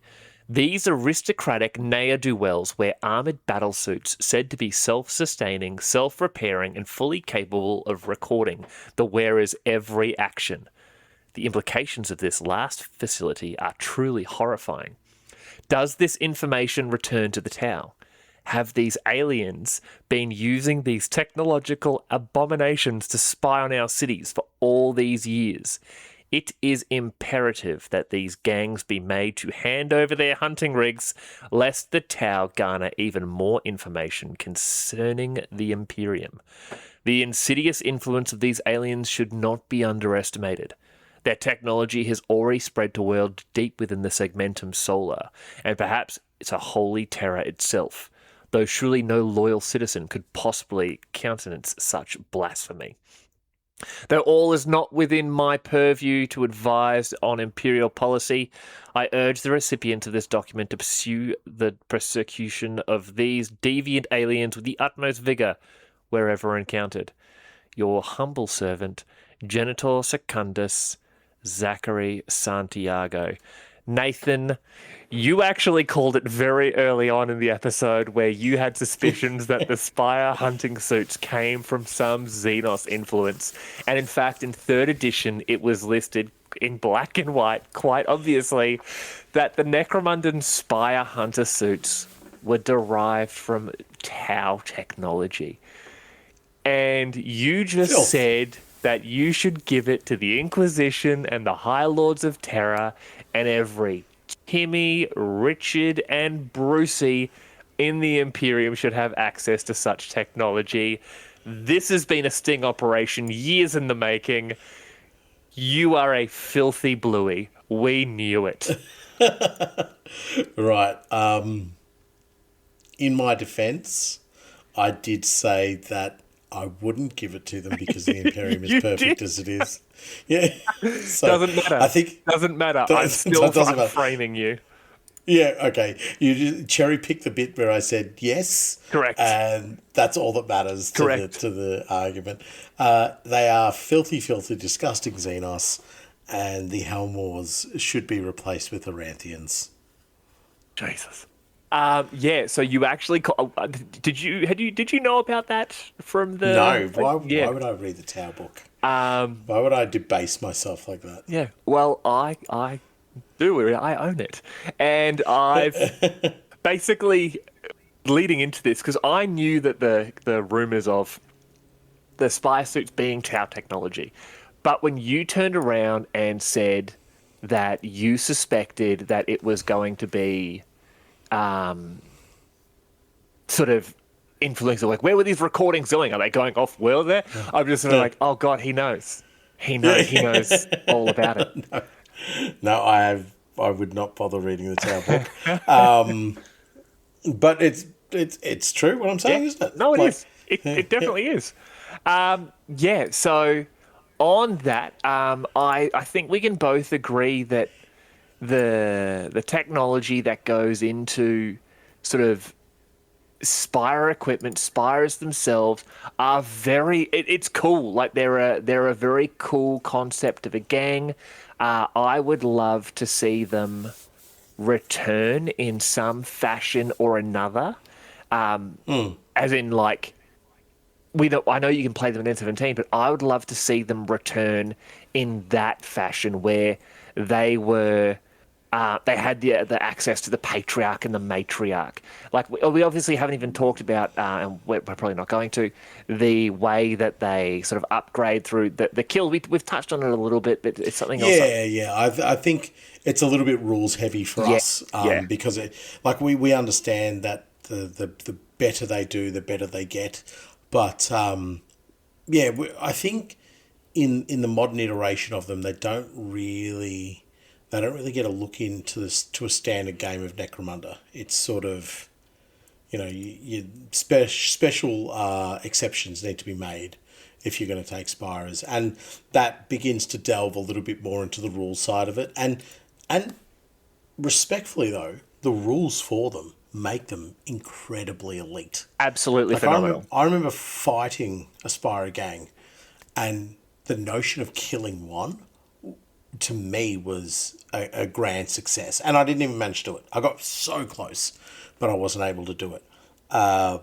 But to me, that's like, wow, I've ticked a big box there if I'm able to kill one. And that's the way it should be. I have no inclination or desire that they should change the rules to make them a little bit more, I guess, balanced. That's not what the law says about them. Spyrers and balance are two things that I believe never should be in the same game. They are supposed to be disgustingly overpowered because they have this horrific, off-world tech that is literally learning as they go. The suits themselves are getting better because it's watching the kills and saying, and now I can give them more. I can make them tougher. I can make them faster. I can make them harder. Yeah. I can make them better. You know why? Because they're killing now, and when I give them what I'm giving them, they're going to be able to kill even more.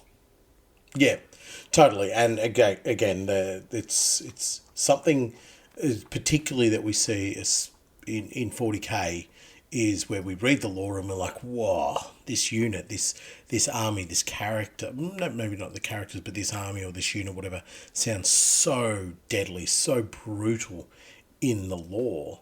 And then we take it to the tabletop and it's just not transferring at all. And it just feels a bit hollow, Yes. I remember years ago wanting to take Deathwatch, and I viewed Deathwatch as like super elite Space Marines, just dropping in, absolutely slaughtering everything, and they just didn't play like that in the rules. But the twice that I fought Spyrers, I felt like the moment I was up against them, I was destined to lose. Yeah. And I don't think that's a problem. I think that's, so be it. If I'm destined to lose, I'm destined to lose. I'm up against the most deadly force on Necromunda. No, perfect. Absolutely perfect. But we have come to the end of the episode. And as we love to do, we are going to close this bad boy out with a quote. And this quote here doesn't actually come from one of the books. It doesn't come from anything like that. It is literally just something that we used to say to each other when we were all going to start a new campaign and just see how it goes. And it's very, very simple. Friends don't let friends play Spyrers. Very true. Very true. Because friends who play Spyrers have no friends at all. No. Yes. Who do you think would have less friends? Someone who played like aggressive Spyrers or someone who played aggressive corpse grinder cults? I think those two would be destined to just play against each other. That's it. And neither one of them would have friends. And if you do play those gangs, I'm sure you're a lovely person and your friends love you too. Yeah. No, we do have a genuine quote, and it is something I can imagine a very common situation that would be happening when a Spire is supposed to be doing something apart from, murder. Maybe looking after the people they're supposed to be hanging out with. And it's very, very simple. Where's that throne curse Spire gone now? We're getting slaughtered here. And that's Crookspire of the Ash Paupers, formerly of House Cawdor, now very dead.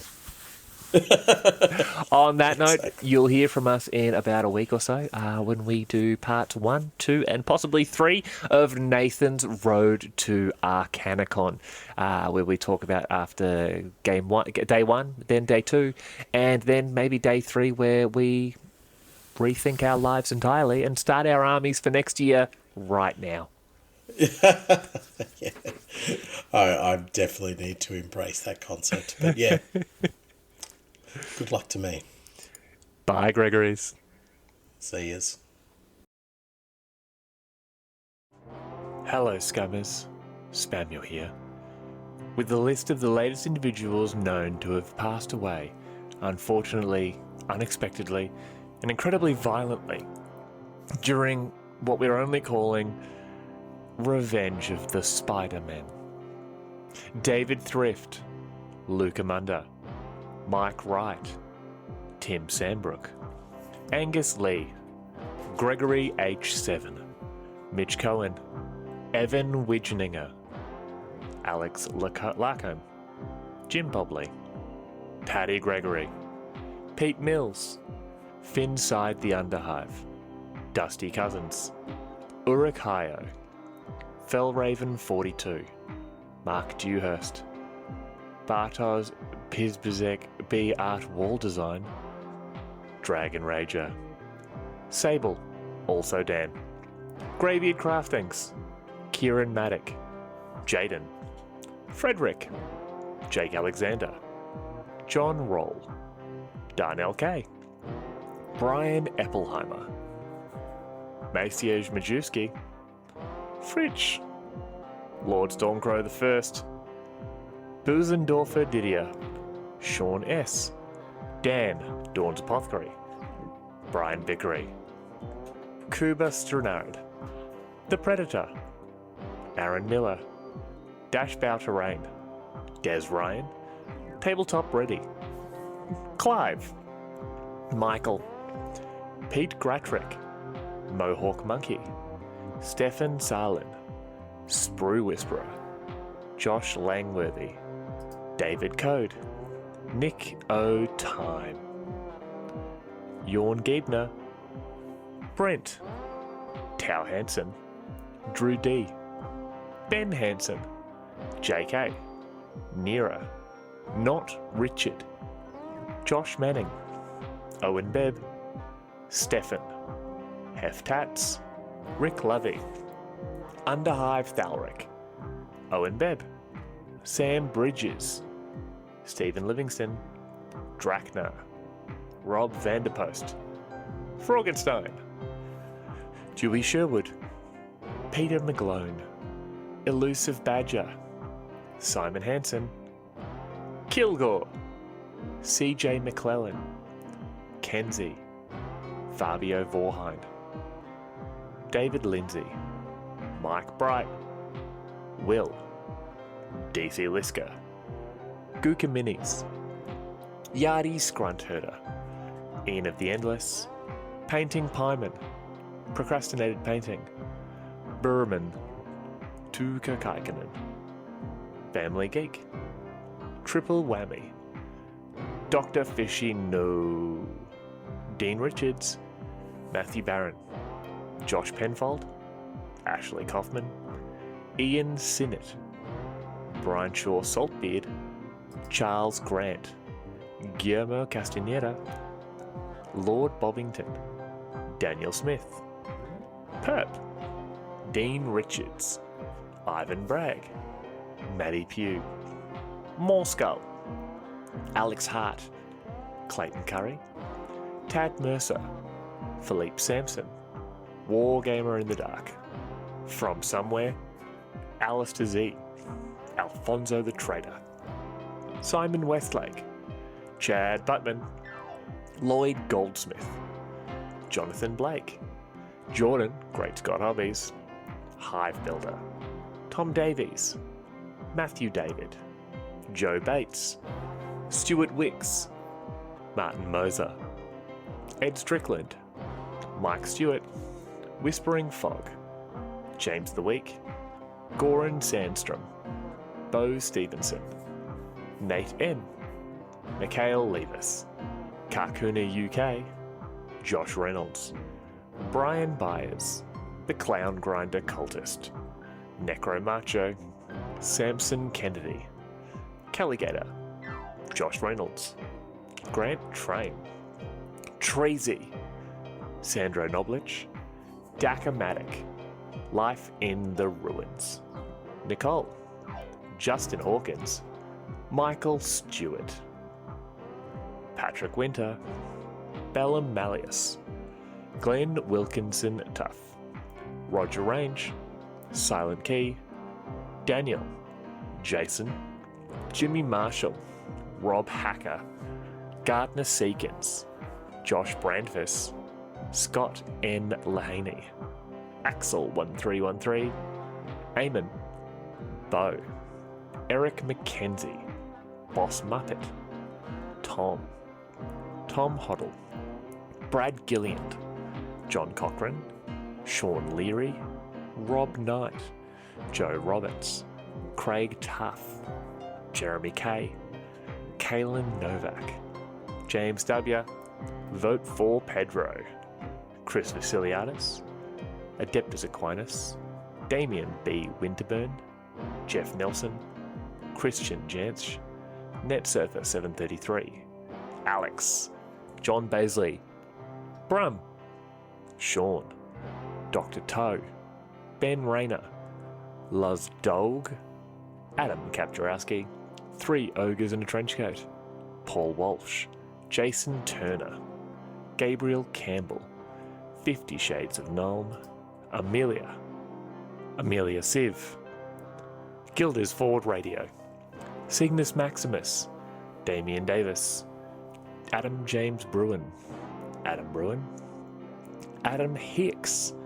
Danny Harrison. Chris Batty. Poseidon's Kiss. Jim Bob. Luke Dyson. Trent Duncan Jones. Genghis. Parney Mauser. Michael Brown.